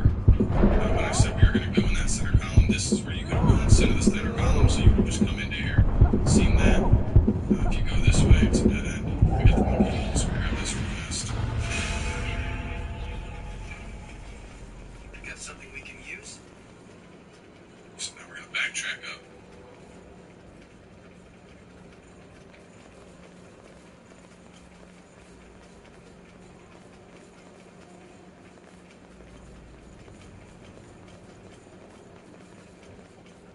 Don't run too far ahead.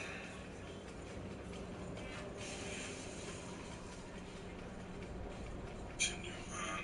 Yeah.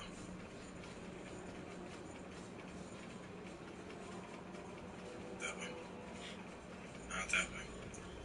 Alright, let's see.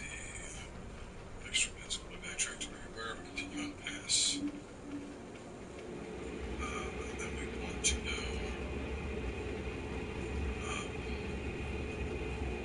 up the ladder. I think I meant to right up the stairs. That's the whole time I just got myself lost. Yep, okay. Alright, let's kill this thing. Climb up the ladder, go right for Queen Steel, then back up the middle, drop down, left. No, hang on a second. Never mind, this explains why.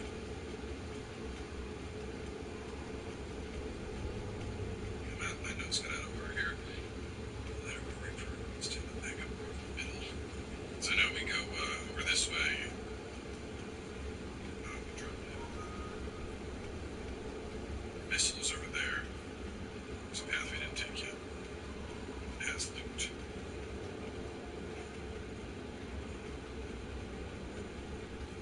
So instead of this, we want to go this way first. Tomato Odin sandwich. Then up the ladder and then go right for Queen Steel. Then back up and go middle, follow around. Drop down, left this time.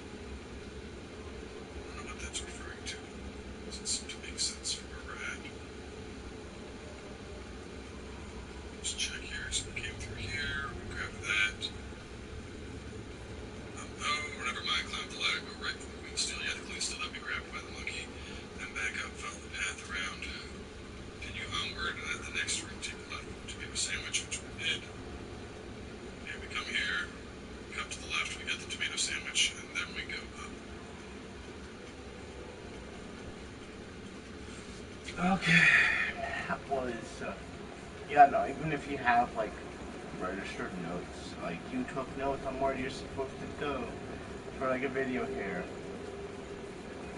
This place is a fucking mess.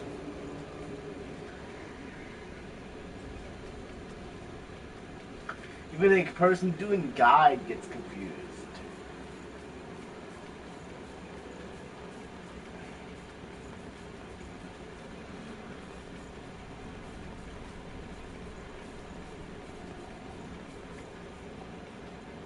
And then we go this way, we kill the purple, and then we go this way, and we drop.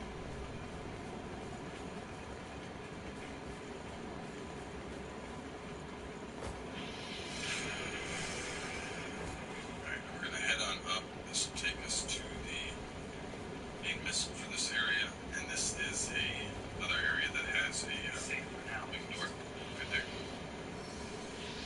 We're gonna be doing that later. We're gonna continue onward. We actually want to space some shit out to read this stuff. Alright, so we're gonna continue this way, go up the ladder. Some steel that we can grab from here. And then we'll kick this ladder down. We're gonna want to use that a little bit later. Continue this way, pop this open with the shoddy key that we got earlier.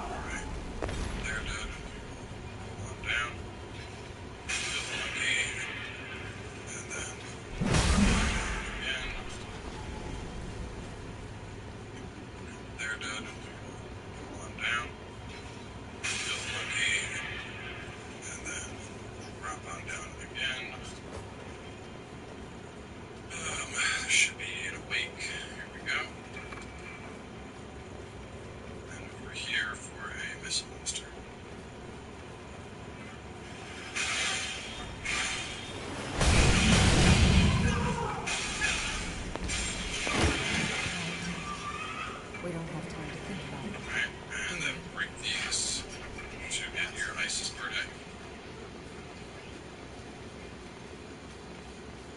Right, we want to continue this path. That'd be around missile.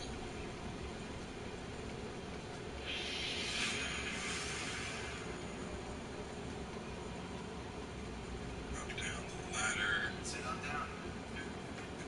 This will lead us to the red key. This is the very start of the zone, the initial chest that we passed. I think we can put that. So we got that down here. And we are going to teleport to Inner Tower. Now we're going to do a path to get us through this. So, just move those. Right, so we're going to take this path forward to the ladder. This. Drop down at this ladder that we kicked earlier. Aim to the right. And we will drop down again. We will go around to the green room.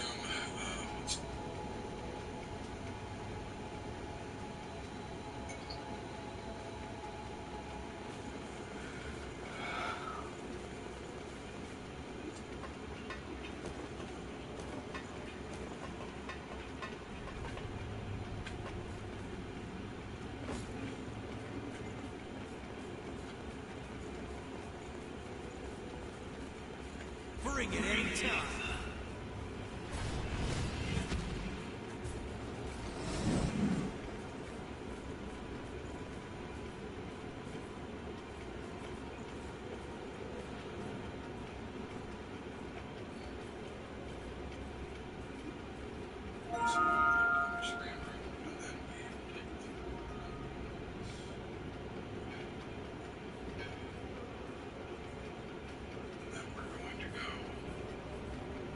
This way and to the right.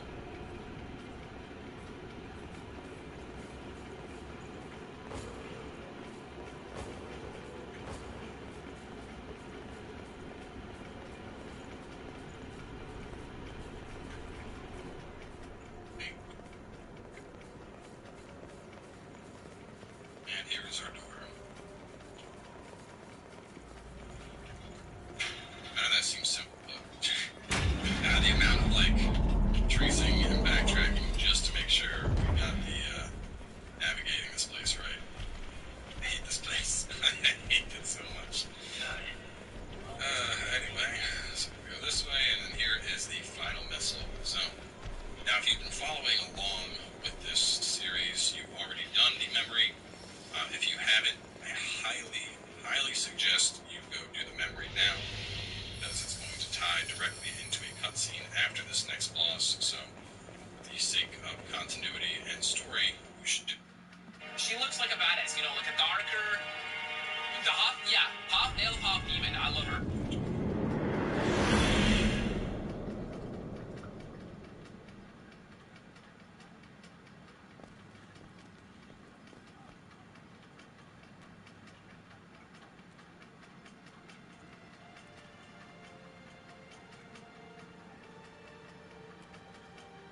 Yo?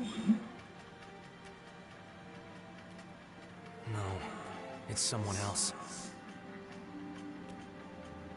Memory is what binds the very essence of oneself together.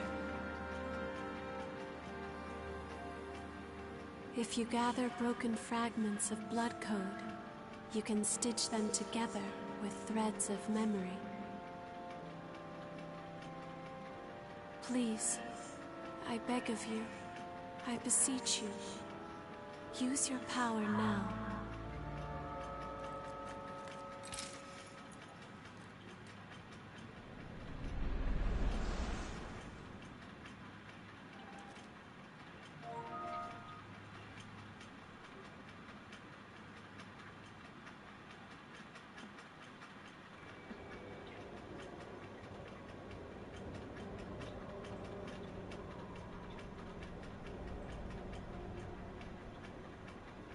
Now, do I have all the blood code vestiges for this character? Please, spin a thread of memory for me.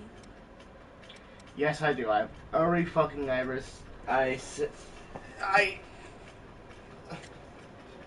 Subvisage. I'm gonna save every one of them and bring Io to the final room. Kill the final boss and get that fucking thing. 'Cause I kinda want that spell badly. Now this time I'm not gonna skip this shit, because this shit is...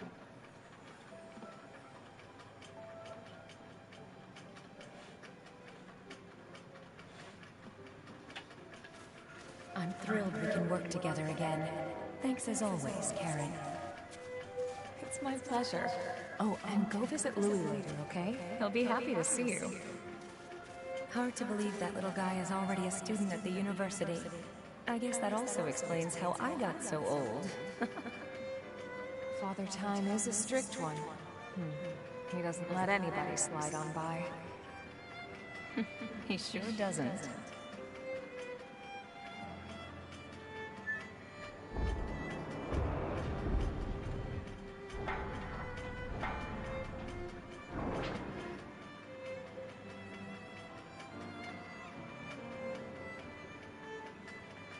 Yeah, I'm not. I changed my mind. I don't want to go through all that. I want to speed through this, get this shit over with. 5 horror movie watchers, no bite. No.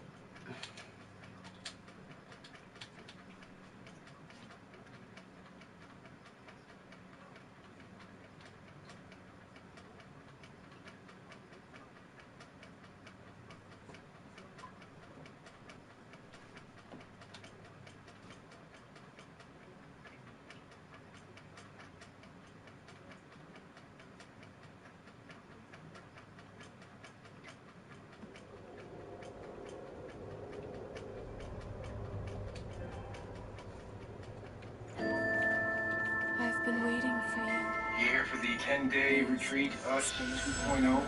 I certainly am. Apparently I'm in need of some fixing.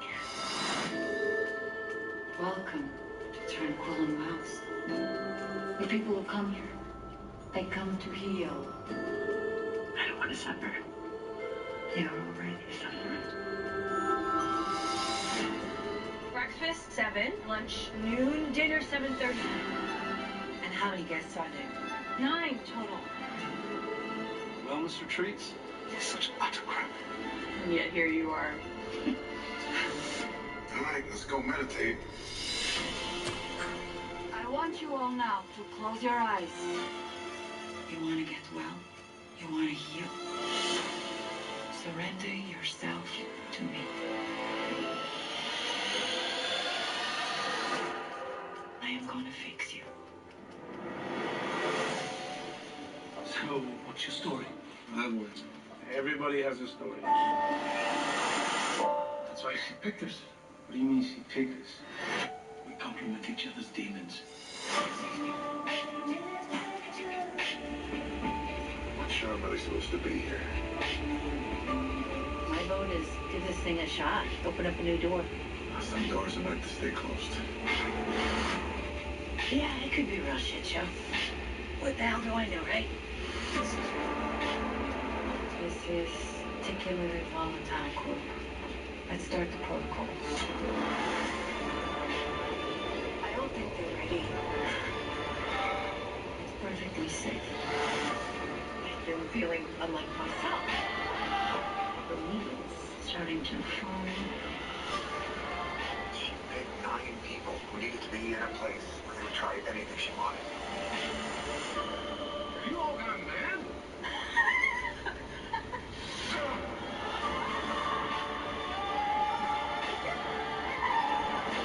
There's nothing to fear. Because this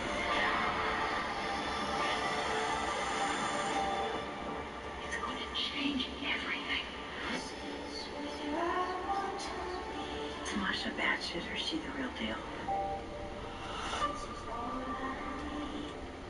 Whenever I'm at a cottage, I always hesitate when jumping into the lake. Not because of rocks or, anything rational, but because I'm 25 years old and I'm still afraid of dark waters. Awesome. I can't help it. I have to know what's around me at all times. Even swimming in a pool at night, like many, I always catch myself imagining sharks are in there with me, and then I have to hurl my body under the shallow end until I chill out a little bit. Oceans, on the other hand, don't even get me started. 80% of the ocean is still yet to be discovered, and every time I hear that sentence, my spine curls up a little bit. While many believe the depths of the ocean are home to nothing but weird fish and shipwrecks, many believe it's hiding monsters that have been there for a long, very, very long time. H.P. Lovecraft first wrote Cthulhu as a 200-foot-tall villain in the 1928 story, The Call of Cthulhu. H.P. has stated that there isn't actually a correct way to pronounce Cthulhu, as the human tongue can't make the noises needed for its accurate title. That's pretty cool. So maybe if one day you're choking on some vanilla pudding and start coughing, you might just say its name by accident. The most popular pronunciation is how I'm saying it now. Cthulhu. Cthulhu. Cthulhu is also known as the Sleeper of R'lyeh, the Great Dreamer, and most commonly, High Priest of the Great Old Ones, which I'll get to later on. What's going on, guys? Welcome back to another installment of Top 5 Scary Videos. I'm Taylor McWaters, and here are Top 5 Scary Cthulhu facts to keep you up tonight. Number 5, Atonement. The nightmare city of R'lyeh makes its debut in the 1928 story titled The Call of Cthulhu. In the short story, the lost city is home to the sleeping Cthulhu, and in the words of H.P. Lovecraft himself, the nightmare corpse city of R'lyeh was built in measureless years.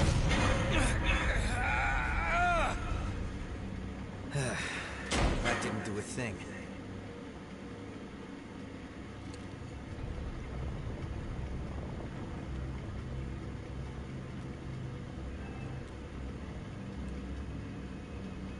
This way.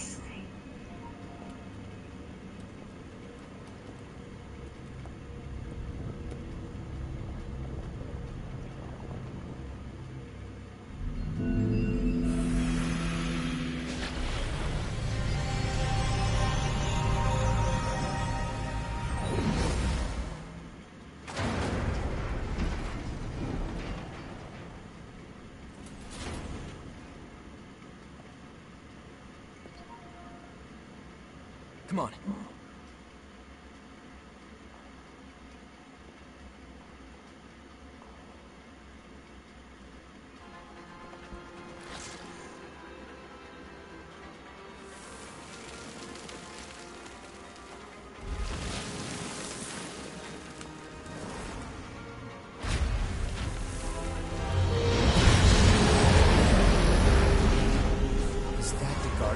place? A gate. Looks like we've still got a ways to go. We're going through.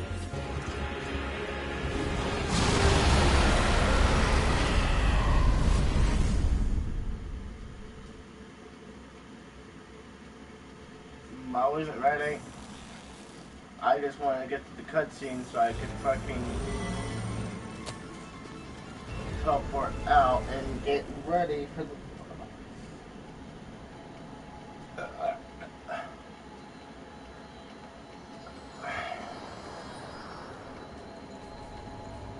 History by the vast, loathsome shapes that seep down from the dark stars. There lay great Cthulhu and his hordes, hidden in the green slimy vault until the end. Green slimy vault, eh?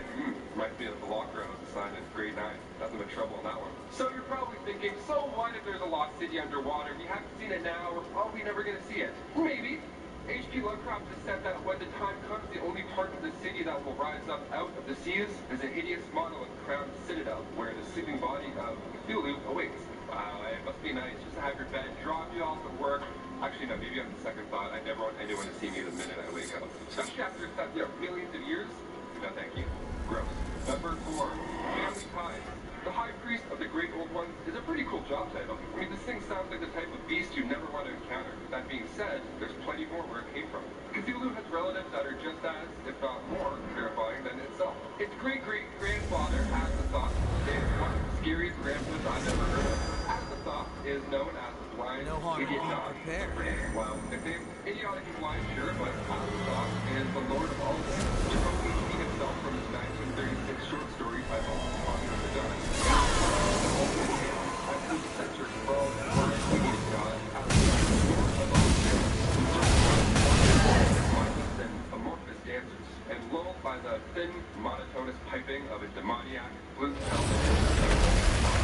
That sounds like a fun workplace. Cool. Dancing all day. Sign me up. Azathoth.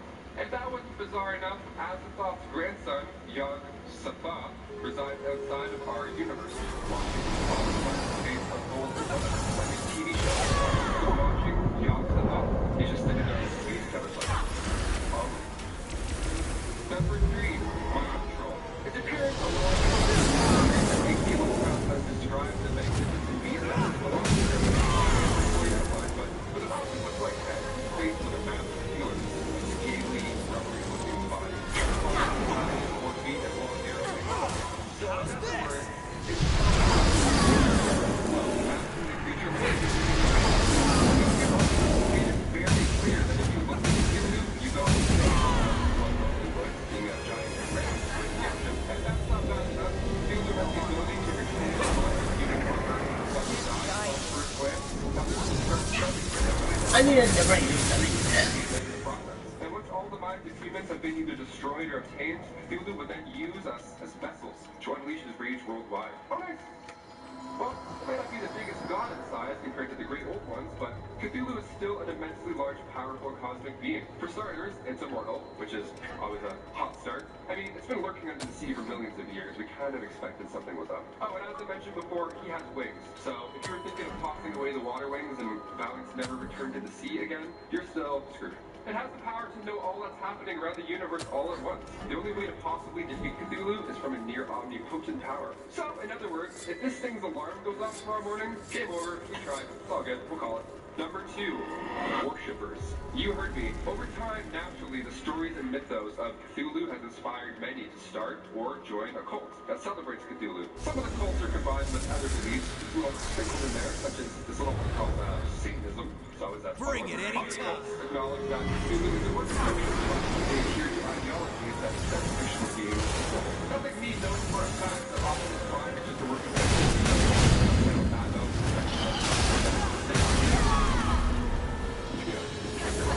Most of the organization HP inspired are just one case. One cult in particular, Phoenix, Arizona, is a legally registered non-profit religious organization.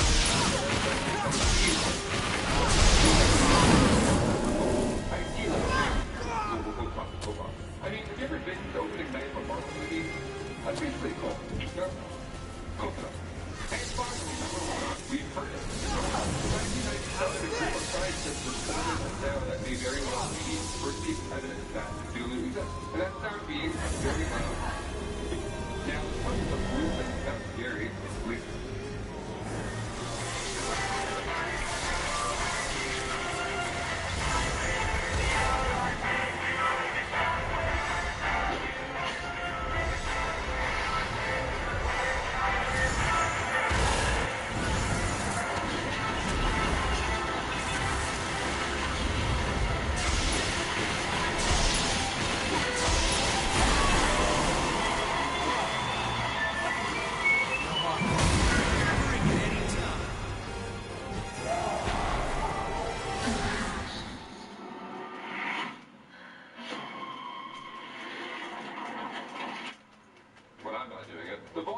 we heard said bloop was the alarming part. According to the manager of the acoustics program for the National Oceanic and Atmospheric Administration, better known as the NOAA, that's a way easier way to say that. Not even a scratch. What's the plan? It'll regenerate soon. The sound was recorded on many hydrophones, so it stood out in our mind as a being, something unique. Unique is one word for it, Bob.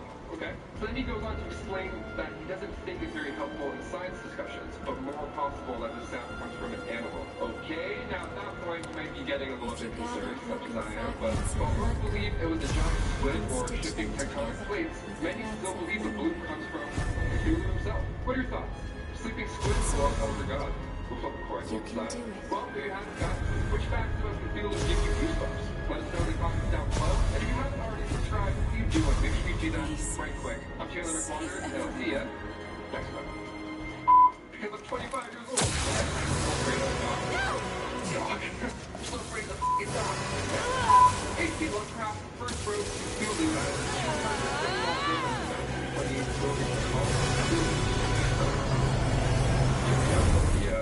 Scrappies. I call it the Gila. Its great-great-grandfather, as a thought, something I'm choking on like hot food. As a thought. If that wasn't bizarre enough, as a thought, this name is so brutal. As I was typing, I was like, fuck. You heard me. Over time, naturally, the stories and mythos of Cthulhu, Cthulhu,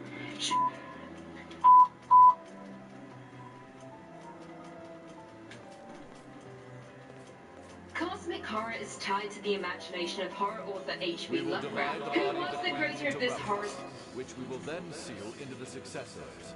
This will keep them separate and safe.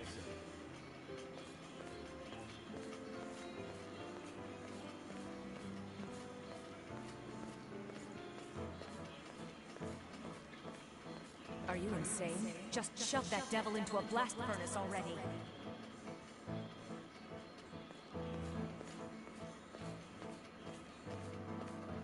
Aurora Valentina. We've already attempted that. But that doesn't mean...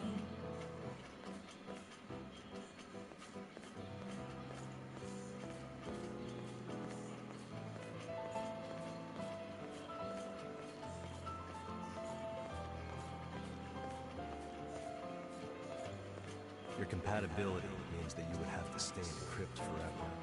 Are you sure you're willing to do that?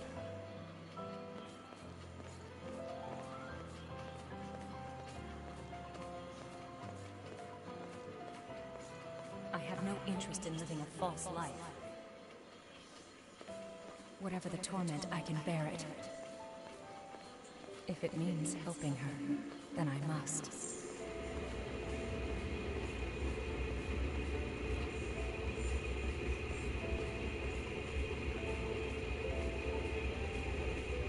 I am prepared, and I shall remain ever at the ready. As long as there are still people who I would die to defend. So please, rest easy, Karen.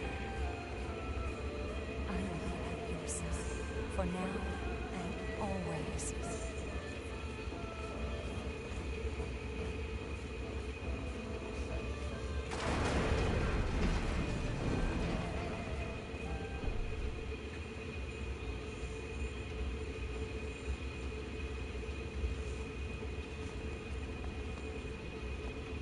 I'll be honest, I never expected to see you again like this.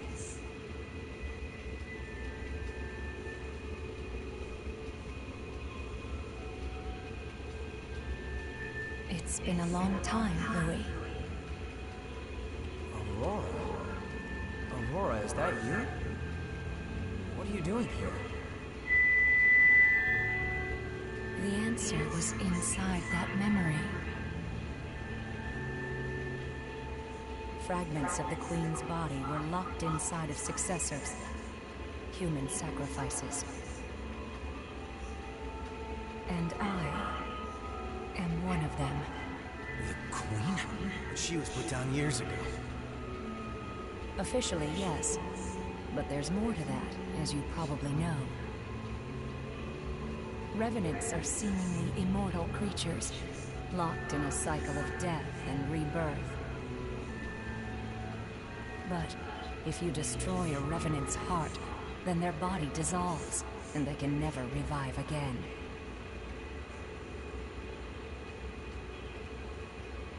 The Queen should have been no exception.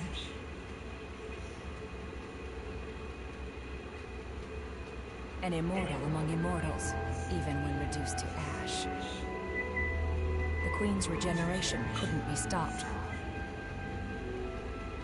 So you locked her away? Yes. By carving her undying body into relics, and fusing those relics into the bodies of others. In doing so, the Queen's menace faded, and for a brief time there was peace. But we all knew the plan was desperate and flawed.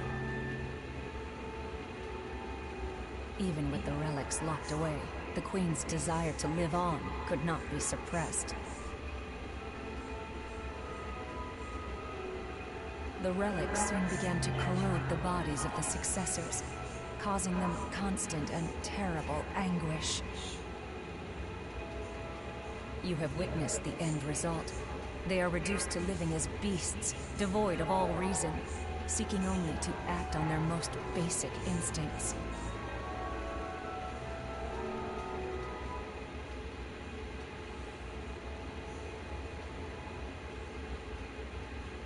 Yet, it was your power that restored my sanity. You have the ability to accept the Queen's blood. What? Huh? You have the power to quell the relics at last. Please, I beg you, relieve them of their suffering.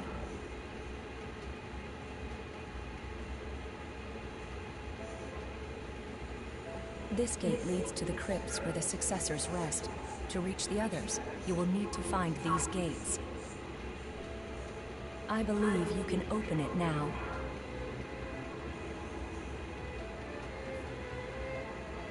I will remain here, as I always have, to watch over and protect the paths leading to the successors.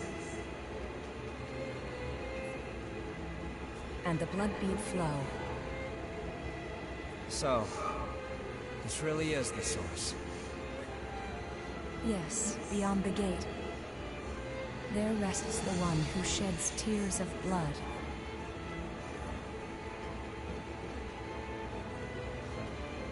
Take care of her, Louis.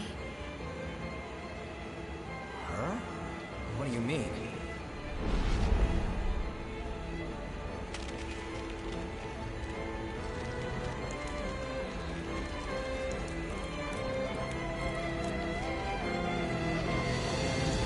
If the resting successors join the ranks of the lost, then the seals will break.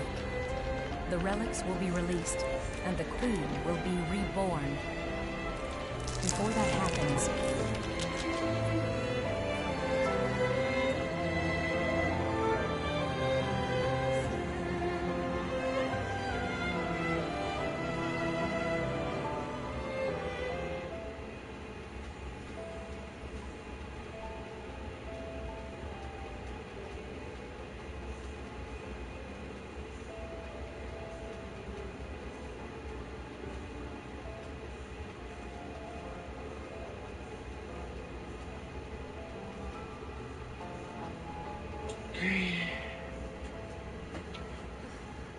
this is...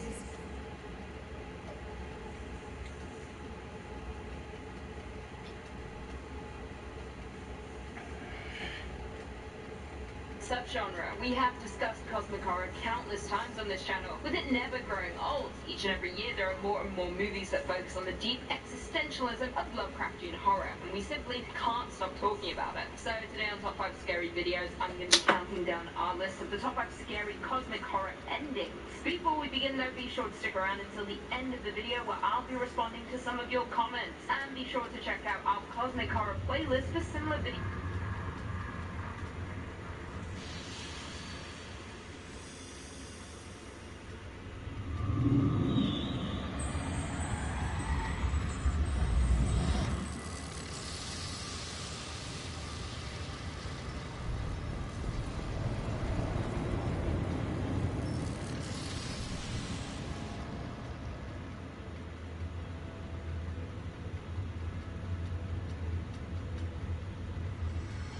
So then, it appears that fate has seen fit to revive me one more time.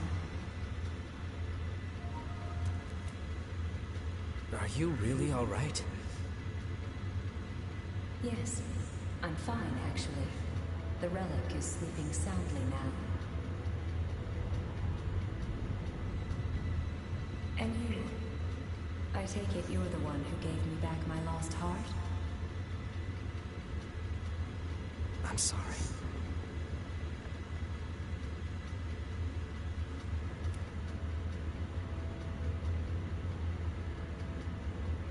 No, Louis, it's all right.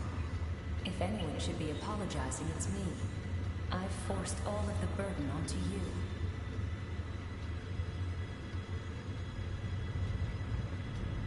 Please, Louis, I'm asking you one more time. Go and visit the person who lies beyond the gate. Sorry, I need to sleep for a while.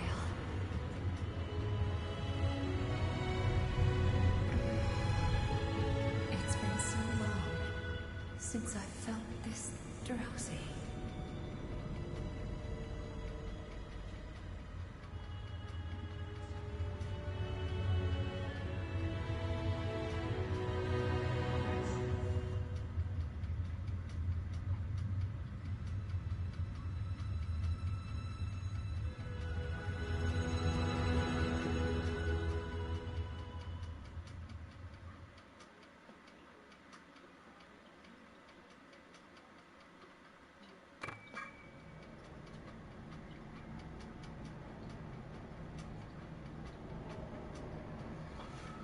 Holy fuck, my points are just intense.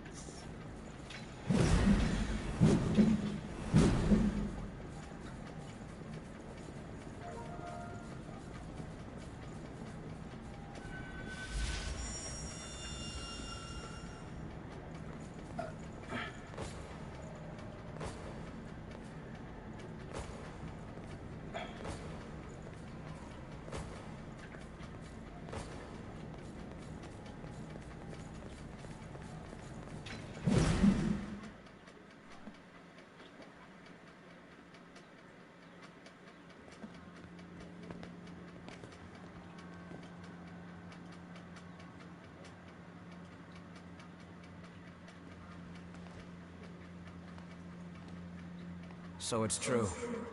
It was you all along. Karen.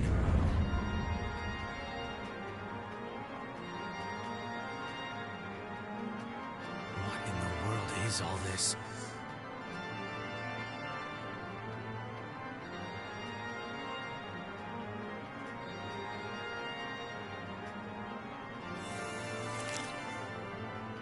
All of this is a part of her?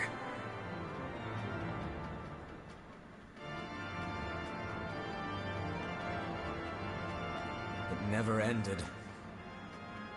The Queen was still alive, and we were kept alive all this time because of the blood that flowed from this place. My sister became a successor. She sacrificed herself to stop the Queen, and her tears are what kept us alive. Louis. Let's just give him a minute.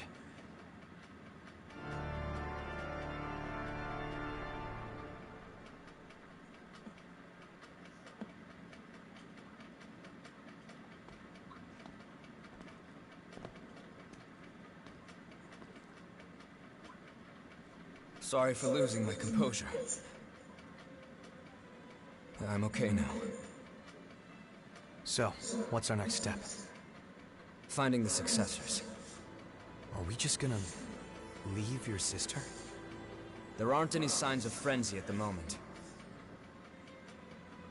Now we know that the lack of blood beads is only a part of the ongoing calamity that was started by the Queen.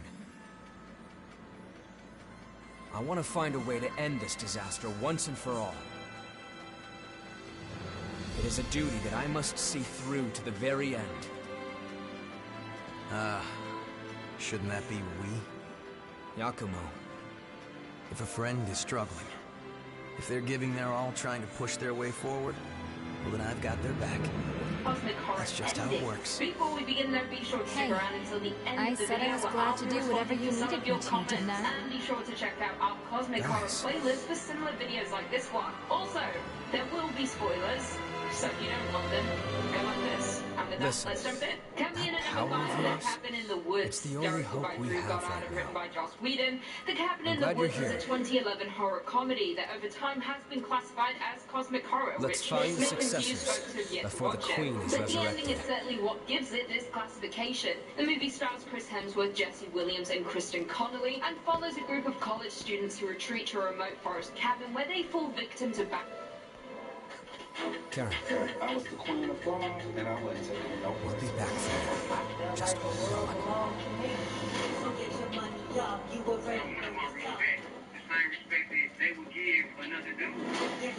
I start scanning this high-end stuff. Money was endless. New Maserati every other month. Never would have known. They could be taken away from you in a blink of an eye. So get some money up. I needed to change. I'm done. But Porsche, Jaguar, I love making millions. Get your money up. So get your money up. Before my fall, I was boosting millions from the mall. I was making $2 million a month. So get your money up. That was just play money right there.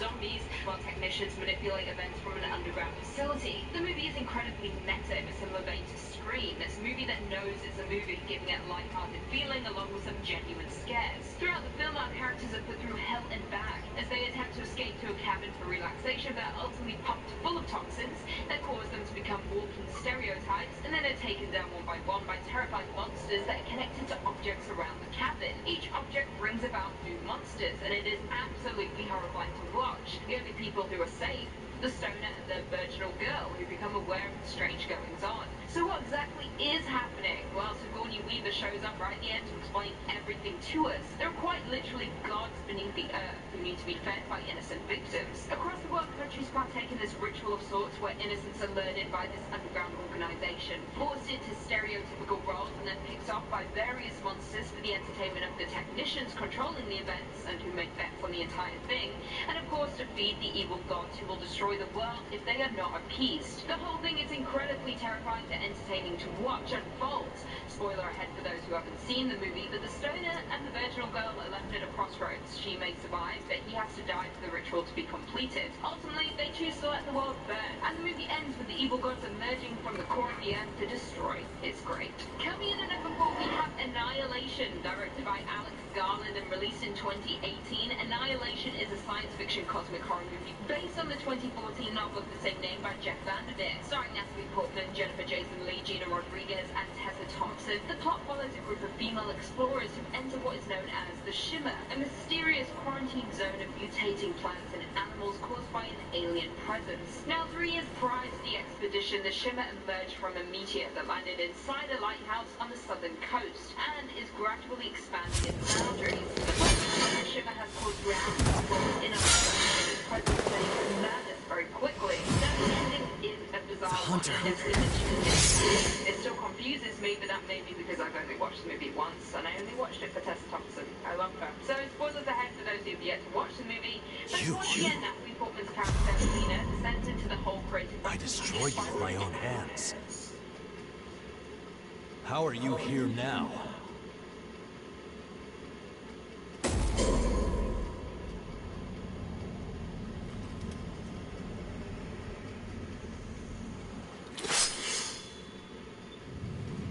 Just as I suspected.